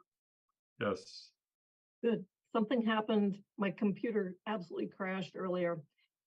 I actually, as a co-sponsor, Jennifer and I are both co-sponsors, as is Michelle Miller and Mandy Jo Haneke. And I think I just wanted to give a very brief overview of the intent. And since the inception of our rental registration over 10 years ago, we've actually seen the number of parcels getting permits dropping. So the initial round was a higher number of participation than currently. And what we wanted as co-sponsors was an enforceable, reliable process with really consistent results, because we were hearing from too many people, hey, the property next to us doesn't seem to be obeying and there seems to be no enforcement happening. Why not? So we have obviously put a lot of time and energy, as many efforts have been lately, into developing something that we hope works. I think in terms of the Finance Committee's conversation, There are two elements. It's important that the fees collected in this effort, in this process, and with this registration actually go to administer this program rather than just into the general fund. Because if we do not have an enforceable program, it becomes absolutely impossible to maintain the control that we need over the rental industry, which is probably second to education, the biggest industry in Amherst. We also are anticipating and hope that fees are reasonable, not onerous, and can be borne by, the smallest to largest entity in town. We feel strongly that there should be a preference for owner occupancy and for the small volume owners, those who own up to 3 units, that's very important for maintaining control over behavior and activity, and that there is some recognition in the registration permit process that there is something essentially for everybody. It is by the parcel, but with some recognition that some parcels have 300 units, some parcels have 3 units. So that's just a preface to your conversation. I too am just happy to be here to answer questions. Thank you. Okay. So thank you very much, Pam. And we're glad that you're here to do that. And if I see Jennifer's hand go up, and I need to swap you guys in order to avoid the quorum, at least know that. But I think we are working on limited time, so we probably won't be doing that. I sent in about 8 questions in advance of today's meeting, which is Kathy had done, and I don't think I don't want to go through them all, because to do that would rob the rest of you of time to pose questions. But I think that I'm going to start with a couple of them that are just off the top, and this is really for Rob, and I think you forwarded them to Rob, right? So Rob has seen them. What are going to be the challenges to hiring the staff to implement this bylaw, and how does the timing coincide with the implementation date? Are we going to have to get people hired before the date in which we write in that if we enact a bylaw that it becomes effective? So I was wondering about those, at least initial questions. Rob? Yes, one of our biggest challenges that we're going to run into now is finding qualified and interested applicants in this position. I think it's very competitive out there. We're seeing a shortage of people going into the inspection field generally in each of the disciplines. So that's going to be difficult, along with the funding question that you're all talking about now. There is a significant amount of time to implement this program that'll be needed.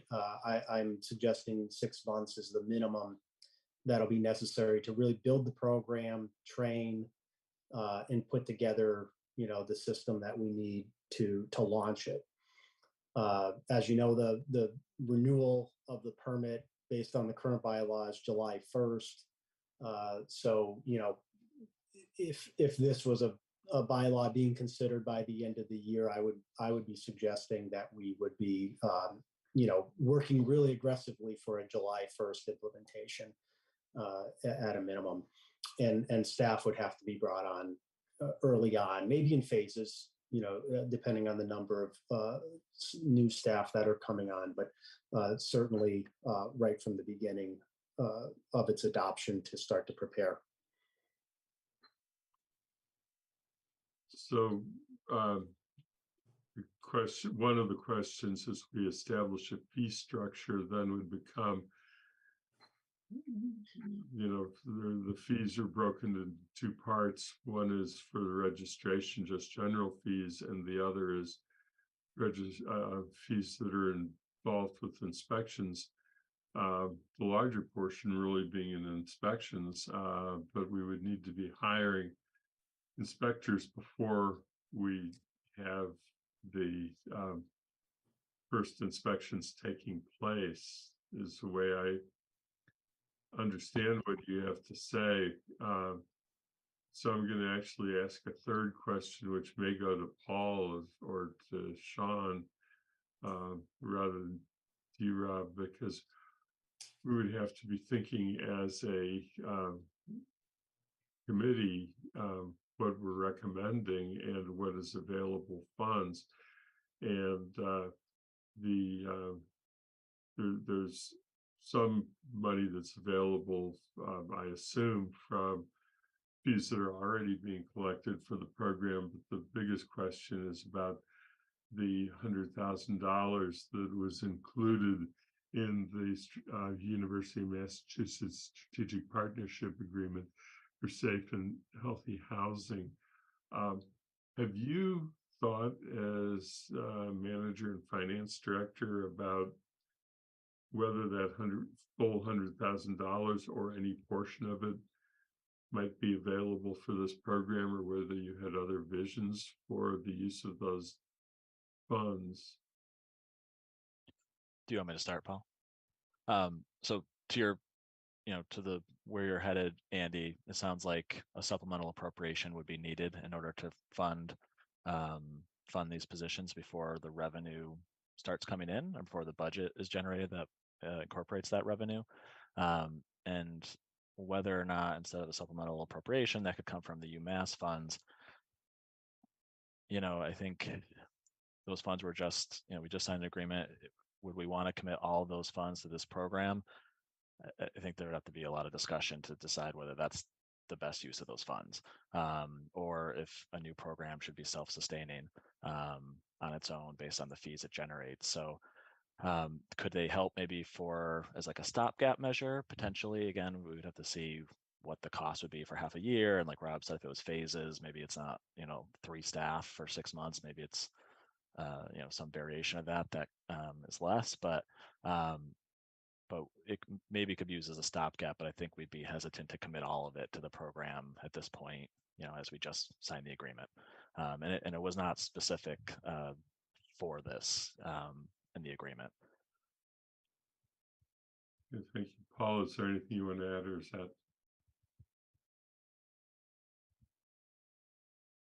Okay. So I'm going to not ask any more of my additional questions, because I think you've gathered where those three are going. I want to give other opportunities to committee members. Lynn, I think you were the first to raise your hand. Yes, thank you. First of all, I really want to thank the counselors and the staff that have really worked so hard on this.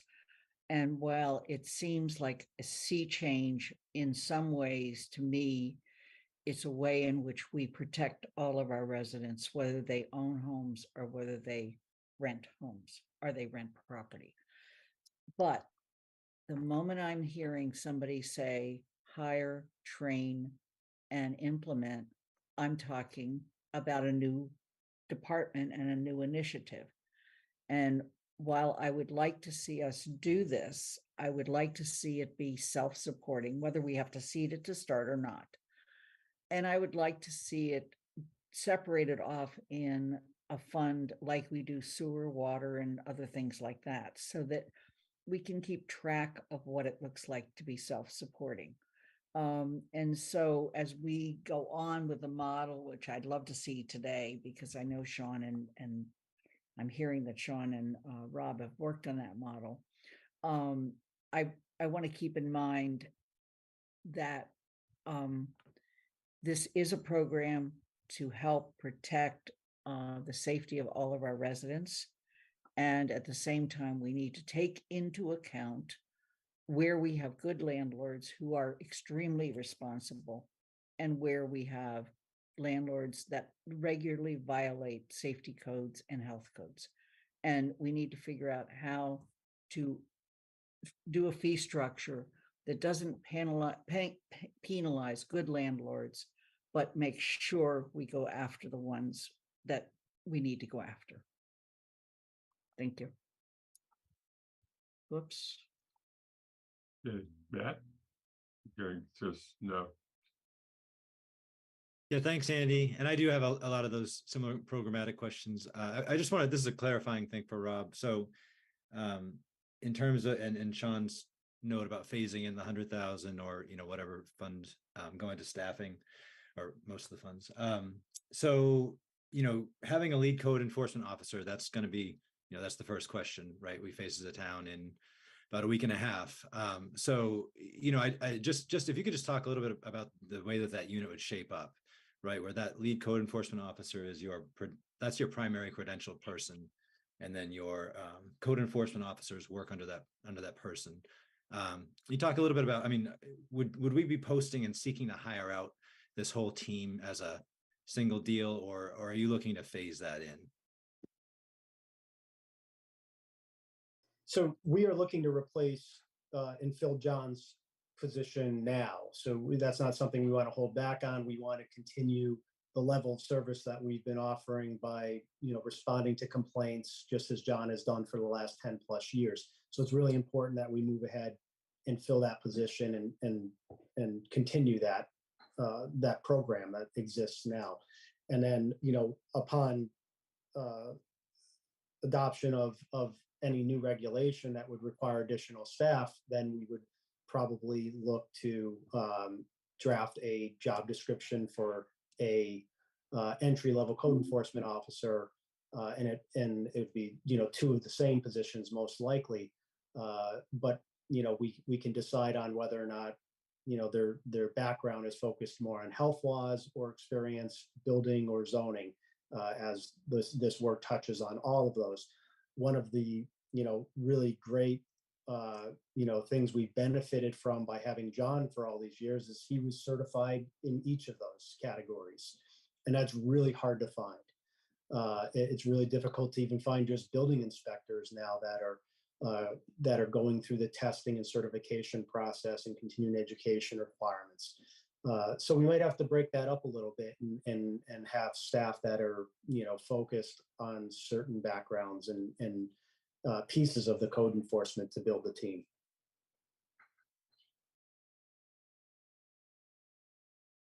Okay. Thank you, Kathy. I have a long list of questions, so I'm not going to even attempt to do them right now, but I just want to build on this a little bit, Rob, because I'm reading through, I know you've already provided an amazing amount of information, and the CRC group, you've really been working through some things. So we recently increased the permit fee, and I was doing some back of the envelope. I think it was a fairly substantial increase in revenues. And if I'm right, it will cover the cost that was in the estimates of the cost of the rental permitting side of this. So if we're not now doing inspections and we haven't done the intensity yet, is there a surplus? My first question is there kind of a surplus that we've have money coming in and it's being earmarked for rentals, but we're not using all of it. So would any of that potentially be seed money? Then my second, I'll just do 3 and then have you respond to 3. So one of the costs on the inspection side is the amount of time we do inspections. In terms of how often, including for the big buildings, we're trying to the 100 unit, the 50 unit, we're trying to hit all of them in a 5-year period. If we did a random sample and we said on the large buildings, they get inspected once for the big systems, could we cut down on the number of inspections? And it looks like the problem areas are more likely to be the non-owner occupied smaller units that have no in-house manager. So that's a second, could we cut down on the number of inspections, but really focus them. And then the third is what Lynn started out with, that we would like to keep everyone safe. We want to have a safe, at least marginally meeting code housing. Do we have any estimate of the 1,200, 1,300 rental properties? Are 10% a problem or 20% a problem? Do you have any way of knowing on the code side, or on the, once you get inside them, you can extrapolate? And is that linked to anything? Is it linked to certain management companies, certain types of owners? So I'm looking for, is there a way we could target better than saying everybody is on the every 5 years, everyone wants, and every unit? So we limit it and focus on the inspection side? So it's the three are related, starting with, do we have a surplus? Do we have money, some seed money for this in the recent increase in the permit fees? Rob, do you want me to take that first one? So we brought in about $280,000, I think, this past year. It's not gonna, Rob's numbers may vary because he's looking at the year that they're effective, and my numbers the year we actually collected the money. And for FY24, we budgeted about $190,000 to support the budget, knowing that the increase was not meant to just support the current program. So there's a little bit of difference in terms of the revenue that's coming in under the latest fee increase and how much has been budgeted to actually support the budget. What I would say, the one question the committee will need to discuss, but I wouldn't suggest doing it today, is I think Lynn's comment about where is this program going to be funded? Is it going to be funded in the town's operating budget, where if you're going to do that, it's going to mean, what we've talked about, where there would be a single one-time increase to the town budget to fund this program that would be greater than the other departments? Or do we consider, if an enterprise fund or something like that is an option, where instead of putting it into the operating budget, we'd actually be pulling things out of the operating budget to kind of manage it as its own little system. So I think that needs to be discussed probably after the fees and that component, once that's decided, is how you want this program to be funded or where. But so like, for example, the surplus question, if it was an enterprise fund and you had a surplus, it stays within the enterprise fund. If it's a general fund and you have a surplus, it goes to free cash and it's available to the whole town. So how you decide to do it will dictate if you can do anything with that surplus. Enterprise funds are to be self-supporting. And so we don't put any tax money or other money into enterprise funds. But we do have grants come in. Yeah, so the fee schedule we'll look at in a little bit. One of the goals of the fee schedule is how would we fund the full program. Rob's estimate of the program includes benefits and retirement costs and things like that. So Rob did a good job of sort of costing out the full program, and that's what we have given you a concept for fees. But you're right, if it's going to go into enterprise fund, it has to be self-sustaining. We'd have to, we have to do some legal work to look at how that would be set up, because I can't imagine there's many rental registration enterprise funds, but it may be an option, I guess is what I'm saying, that we would look into further if the committee thinks it's a good idea. Yeah, and just to remind the committee that we try and include in enterprise funds an amount that is actually paid back to the town to cover the administrative costs of overseeing the fund, particularly from the finance department and from central administration, Paul's office. We don't always, if there's a particularly difficult period for an enterprise fund, we can choose to waive that part, but we try not to. So I just want to remind people that that's how we've been operating enterprise funds. Is there anything else on that topic? Because if not, I certainly want to encourage the additional questions be submitted to me, and I think they might as well just go to me, Rob, and Sean, if this week and after this week, Paul's going to have to decide who's going to be checking Sean's email.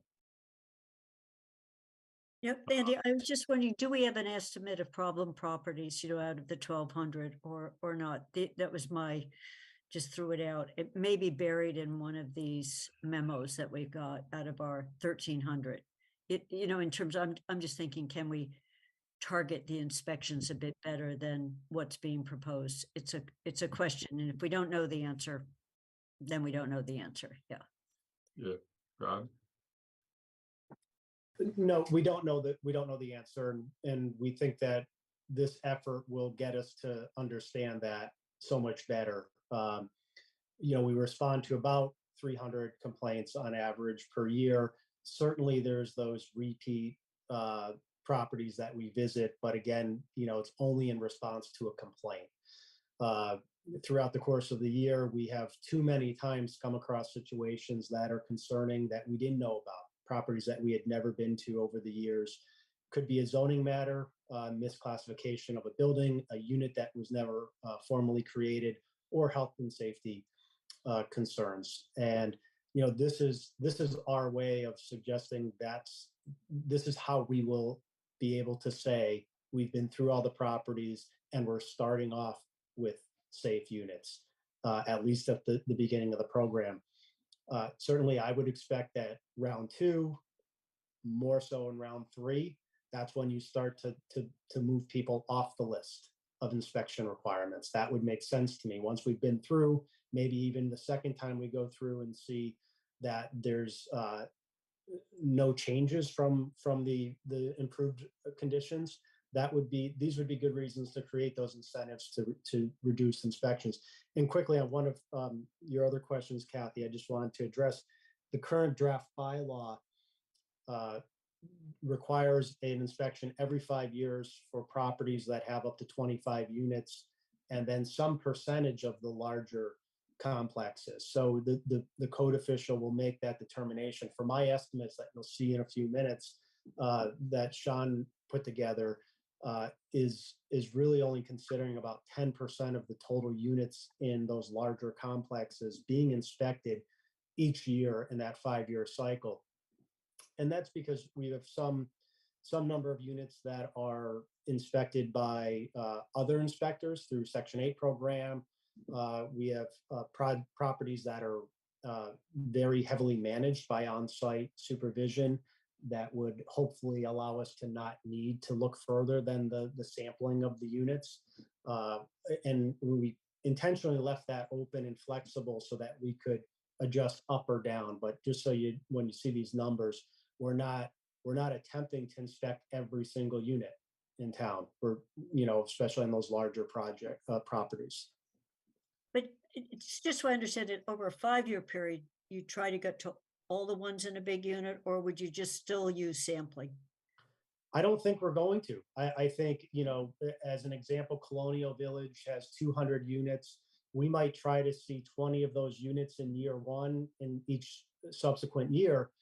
But if there isn't any reason to, if we're not getting, concerns about the conditions, and we are, establishing this communication with management and understanding their protocols and how they're responding and what systems they have in place, we may be comfortable enough to stop there and not have to see the remaining units, or decide that it goes into round 2 in the 5 to 10 year inspection cycle and mix in the remaining units if that is necessary. But I would expect that many of those larger properties are well managed. We know that.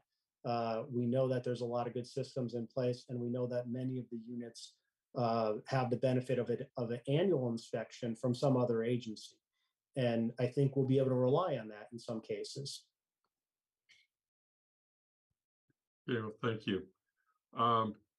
So we need to move on to the next section, but I want to give Pam a chance to respond and just remind everybody, if you have additional questions that you have now or think of that you want to pose about the bylaw in general, to get them by email to my address, Rob's address, and Sean's address, and Sean will figure out what's going to happen to him after his last day, so that they get to whoever in the finance staff is the appropriate person, or will let us know otherwise.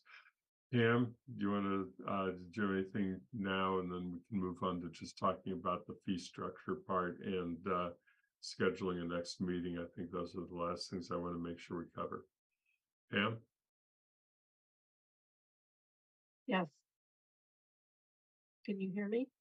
Yes. Oh, okay. I didn't see anything to unmute.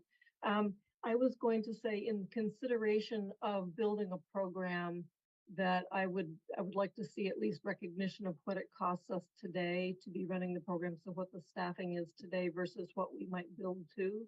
So it's not all new. Thank you.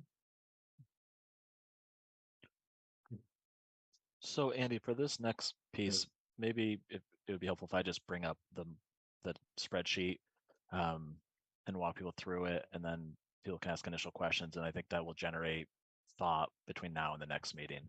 Because it sort of looks at both the structure and certain fee levels. Again, this is not something we are saying this is the optimal concept. It's just we think this will get the conversation started. So is it okay if I just share my screen, Andy? Yes. So credit to Rob for a lot of this. I just put it into a spreadsheet and played around with the numbers a little bit. So if you don't like the numbers, it's my fault. If you do like the numbers, Rob gets that credit. So let's see. All right, is this large enough or too small? Okay, for me, other people should speak up if it's not. So just I'll start going through it. Let me know if it's too small. Proposed program costs. So total program with benefits, with health insurance. This is for a lead code enforcement officer, 2 inspectors, and an admin assistant, correct, Rob? And correct anything if I'm wrong. And then supplies and legal costs for this brand new program would be about $475,000. This number is coming from what you'll see below, and so it just shows if we're funded or not, which this model is basically funded. So this first block here is the permit fees. This would be the annual fee that a parcel would pay regardless of whether there was an inspection that year. And so based on the fee structure that's been discussed, there would be a differentiation between owner occupied and non-owner occupied. So this first section here, owner occupied, it says 1 unit, but it's really, Rob, it's less than a certain number of units, right? Would fall into this bracket. So there's 140 of these. And for these 140, they would get a little bit of a break for being owner occupied. And so the fee would be $150. This would generate $21,000 in total. And the annual cost per unit from the permit fee component would be $150. And again, any of these numbers can be adjusted as we go forward. This next section is all about non-owner occupied and then the number of units in those parcels. So there's 737 1 unit, 188 2 unit, and so on. The thought here is that the annual fee would increase based on how many units there are.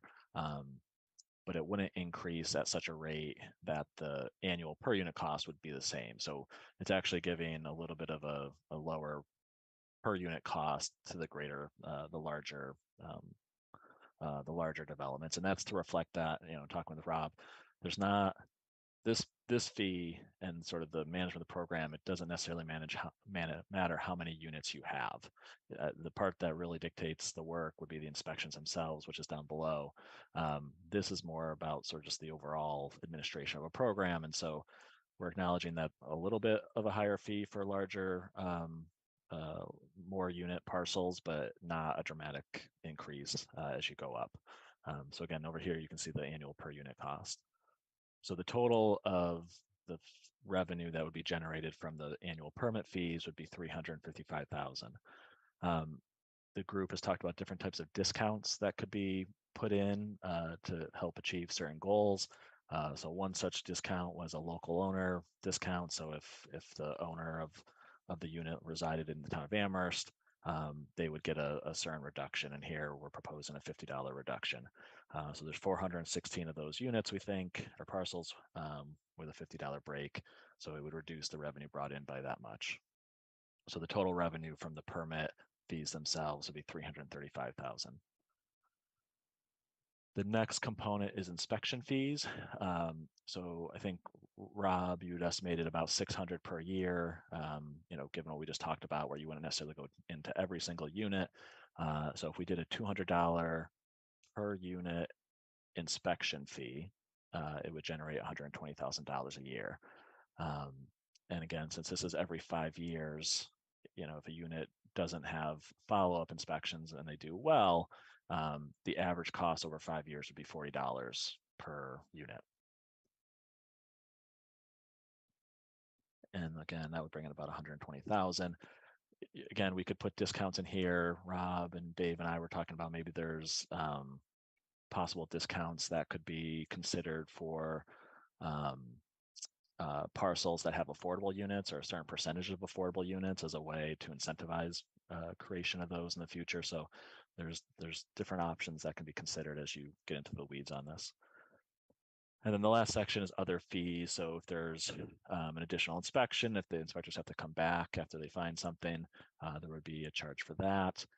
Possible fines related to violations, there would be fees for that. These are estimates that we'll get much better data on a year after the program is in place. But all in all, with this concept, it would roughly generate the revenue needed to support the program. The one question that I have for is whether a complaint from a tenant, is that not considered under this program, but for another purpose? Is there a fee charge for that inspection that follows the complaint? Rob, if there was a complaint under this new model, and would you schedule an inspection, and would the owner have to pay for that inspection if, for example, you found the complaint wasn't warranted? Yeah. So currently we do not charge in that situation, and it is an item on the proposed fee schedule that the CRC put together, and whether it's through the rules and regulations or on the fee schedule itself for clarification, I would want that particular fee to be only charged if a full housing inspection is needed and done and violations found. Otherwise, I think that's part of why we're here, to respond to questions either from tenants or neighbors. But and then, of course, some of the responses do not require a full inspection and wouldn't justify charging that fee.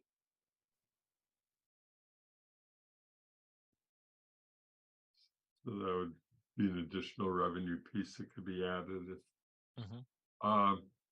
So we were going to try and get a general discussion about fee structure and look at and we're combining that with looking at the draft.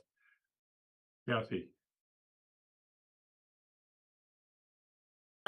One very quick question, Sean, is this, as I'm searching through the multiple documents that we had in. Yeah, this is not there. I worked on this afternoon. We lost power this morning. No, so this was put together very quickly this afternoon. Could you put it in, because I can't get a match. I get a match pretty close to the totals, but not necessarily to the fees I'm seeing. So just be useful for me to have this. Yeah, and this is, I don't know what was in the packet. This would not match up with anything in the packet because these were adjusted this afternoon. Okay, so one of the things I saw in the packet was some ability to work with what's the permit fee versus what's the inspection fee, and be varying that. And so my question, and this is both of Rob, in terms of conceptually, if we have a property, let me start with a property that's, you inspect it, you permit it, and you say, this is a great property. Could the permit be a 5-year permit? do we have any way to put some incentives in, so that we're not going to, you're otherwise considered as long as you're same owner, particularly owner occupied. And what I liked about the information we got in the packet is like, what's the cost of running the permit system and what's the cost of running the inspection system? So trying to think about the fees were somewhat linked to the implementation. And that was also my, this is assuming 600 annual inspections. We have 1,200-ish properties. And I know the annual inspections is if I have a duplex, that's 2 units in one property. So I had the same kind of, if we, by around 2 or around 3, we're looking at the beginning of all of this maybe, but over time, can we operate it more efficiently, where I mean efficiently for effectiveness, that you don't go as often to places that aren't a problem. If they're a big place and you just sample, you're mainly checking to make sure the boiler system and other things are working. You're not necessarily going into the 200-foot efficiency. So just trying to think of where this is is this a worst case scenario? Could we be more targeted? And I'll just end there because I don't want you to do, I realize you could do endless permutations of this, but I'm looking for ways that in my other life, when I was working in healthcare, a few states decided with their nursing homes, they would target the ones they knew were a problem, and they would treat them differently than the ones they knew they weren't a problem. And that was a shift from trying to go everywhere, everyone once. And Bob, you may have this in other building things. So I'm just thinking a way of, you could evolve it to feel really fair, because if it was well-maintained, not complaint, these fees. So it's looking for, could the permit be for a longer period of time? So you knew you got in and you were clean property, and or less frequent inspections. And I know we're showing 1 every 5 years. I would say, could you do 1 over 10? So do we have any flexibility in thinking? And is that a bad idea? So I'm putting those out there as hypotheticals, and I'll stop.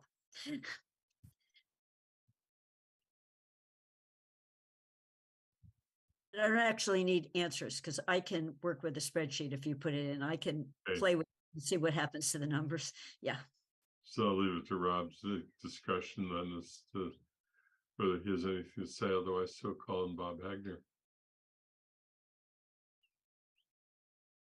I'll just say at this point that I think, those are all great suggestions or questions, and what maybe in part the CRC kind of worked through to settle at a 5-year inspection. And I think all of us hope that all the things that you're suggesting could happen will happen. It's just when. And I'll just go back and maybe repeating a little bit, is that we just don't know what we have out there. We just don't know what a unit looks like and the condition of it and how many bedrooms are in it. And this, at least one full round, gets us that information, gets us consistent with assessing records that we don't have today. And that's why we felt it was so important. And hopefully, as time goes on, there'd be a whole lot fewer inspections needed. And there could be a shift from inspection to proactive kind of enforcement of things like trash and parking and signage, and areas that could use attention throughout the course of the year in a different way. So we hope that would occur naturally with a program once we have it established. Bob? Yeah, I had the same reaction Kathy had to the spreadsheet, in that it seemed like this was like a startup phase and not a phase, 5 years down the line when we've learned more about things. And I understand we don't know, and we have to be flexible. But the one thing I do want to make sure we don't do is we don't place an inordinate burden on those properties that have small numbers of units. Because if you exclude the larger properties, from, additional inspections, et cetera, because they have systems in place, you're going to wind up pushing more and more of the cost on the smaller units. So we just want to make sure we don't do that somehow. We have to figure out how we don't do that. I don't know what the answer is, but I would just suggest we put that as a basic fundamental, idea or principle that we try to stick to.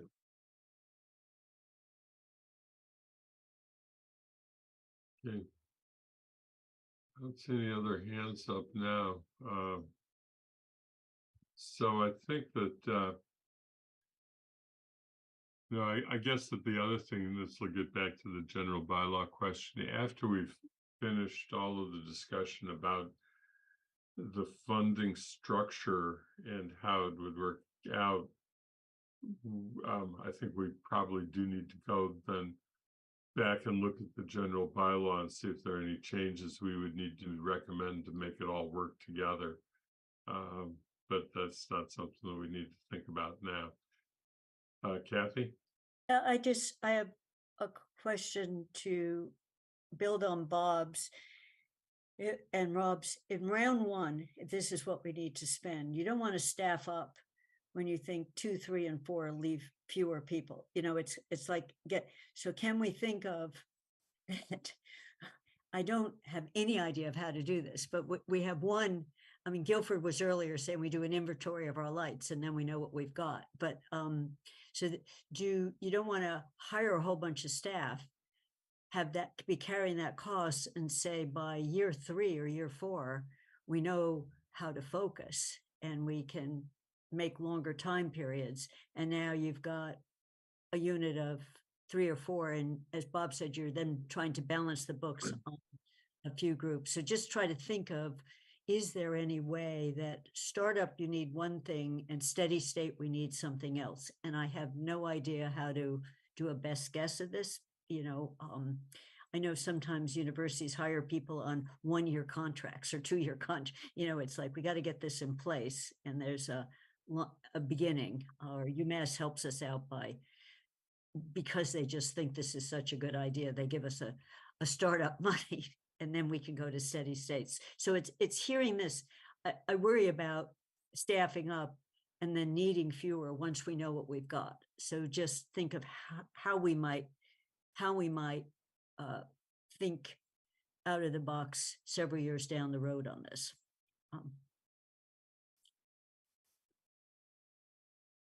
Okay. Good question, has follow-up implications, which we'll discuss later. Anything else for today? Because this is intended as a first discussion to get us all started, and do you feel like you've got your kind of initial base out of the way of understanding what this is about and what we need to do to recommend the fee structure, put it all together in the end? So seeing no hands going up on that, I think that we are at a point where we're not going to be able to, certainly, I haven't done anything I didn't have a chance to do anything on the minutes. And so I think I'm going to forego the minutes anyway for the meeting, and going back and looking to see scheduling the next meeting is then the last. There's no items not anticipated 48 hours. I would like to schedule a follow-up meeting fairly promptly within the next couple of weeks, and if possible. And it strikes me that the best thing to do, if everybody's willing to go in that direction, is to see if we can work with Athena or somebody, or otherwise do a Zoom poll of a doodle poll of some sort that would give us a chance to figure out when would be available for the largest number of people for a next meeting. So does that, if everybody's willing to go that route, then I think that's what would be my recommendation. Lynn? You don't want to just try out a couple dates like September 6th, 5th? We can, but I was looking at my own schedule to kind of figure that out, and I think we're going to have a bunch of people who are going to have problems at various points. And I was sort of hating to get into this. For example, you mentioned November 5th. I couldn't do an afternoon on November 5th. November 6th would be possible. Actually, the rest of the week would be possible. But Andy, are you interested in polling for a regular meeting schedule, a day and time for a regular meeting schedule, or just for the next meeting? I think we probably need to do both. Bob? Yeah, I just want to let everybody know I'll be out of the country from the 5th until the 20th. So I might be able to call in or get online for a meeting, but depending on the time, I'm going to be in France, so depending on the time difference, I may or may not be able to manage. In terms of regular meetings, I'm pretty wide open, but I just have a vacation planned. And I think that there's at least one other member of the committee who said the same thing to me about a planned commitment that they've made for travel purposes, which is, I think, the reason that it's hard to do this as a group discussion and easier to do it as a whole. Anna? Yeah, I was just gonna say, as much as I know Sean wants to stay late at his final finance committee meeting, it would be, I'd love if we could do this via doodle poll instead of trying to adjudicate it in the meeting. Okay. So why don't Athena, can I work with you on doing that, and you talk even tomorrow or whenever you're available? Sounds good. Okay. So with that said, I don't think that we have any other business unless anybody else has something that they want to raise. I do want to conclude the meeting, even though we just did it the other day, yesterday at the council meeting. And I'm not going to go around the room again, but it is a slightly different group because we have our resident members of the committee here, and the relationship between Sean, you and this committee has been really important, and you have kept us going, and sort of been the piece of the person who has kept this committee as successful as it has been. We will miss you greatly. We wish you well. Thank you. But I'm not going to put you through the torture of last night for everybody went around the room. Thank you, Andy. I'll quickly say, I told council how much I enjoyed working with all of you, resident members of this committee. I think you guys bring a ton of knowledge and experience and really good insights to everything we've worked on, and you've been a pretty stable group since I've been liaison with finance committee. So I want to thank you all again for getting to work with you all and being such a good support to the committee and to me. Always good questions and always good support. Thank you. So bye. Okay, so we're adjourned then. Bye. Thank you. Everybody. Thank you, Sean. Yeah. Thanks, Sean. Bye. Thanks.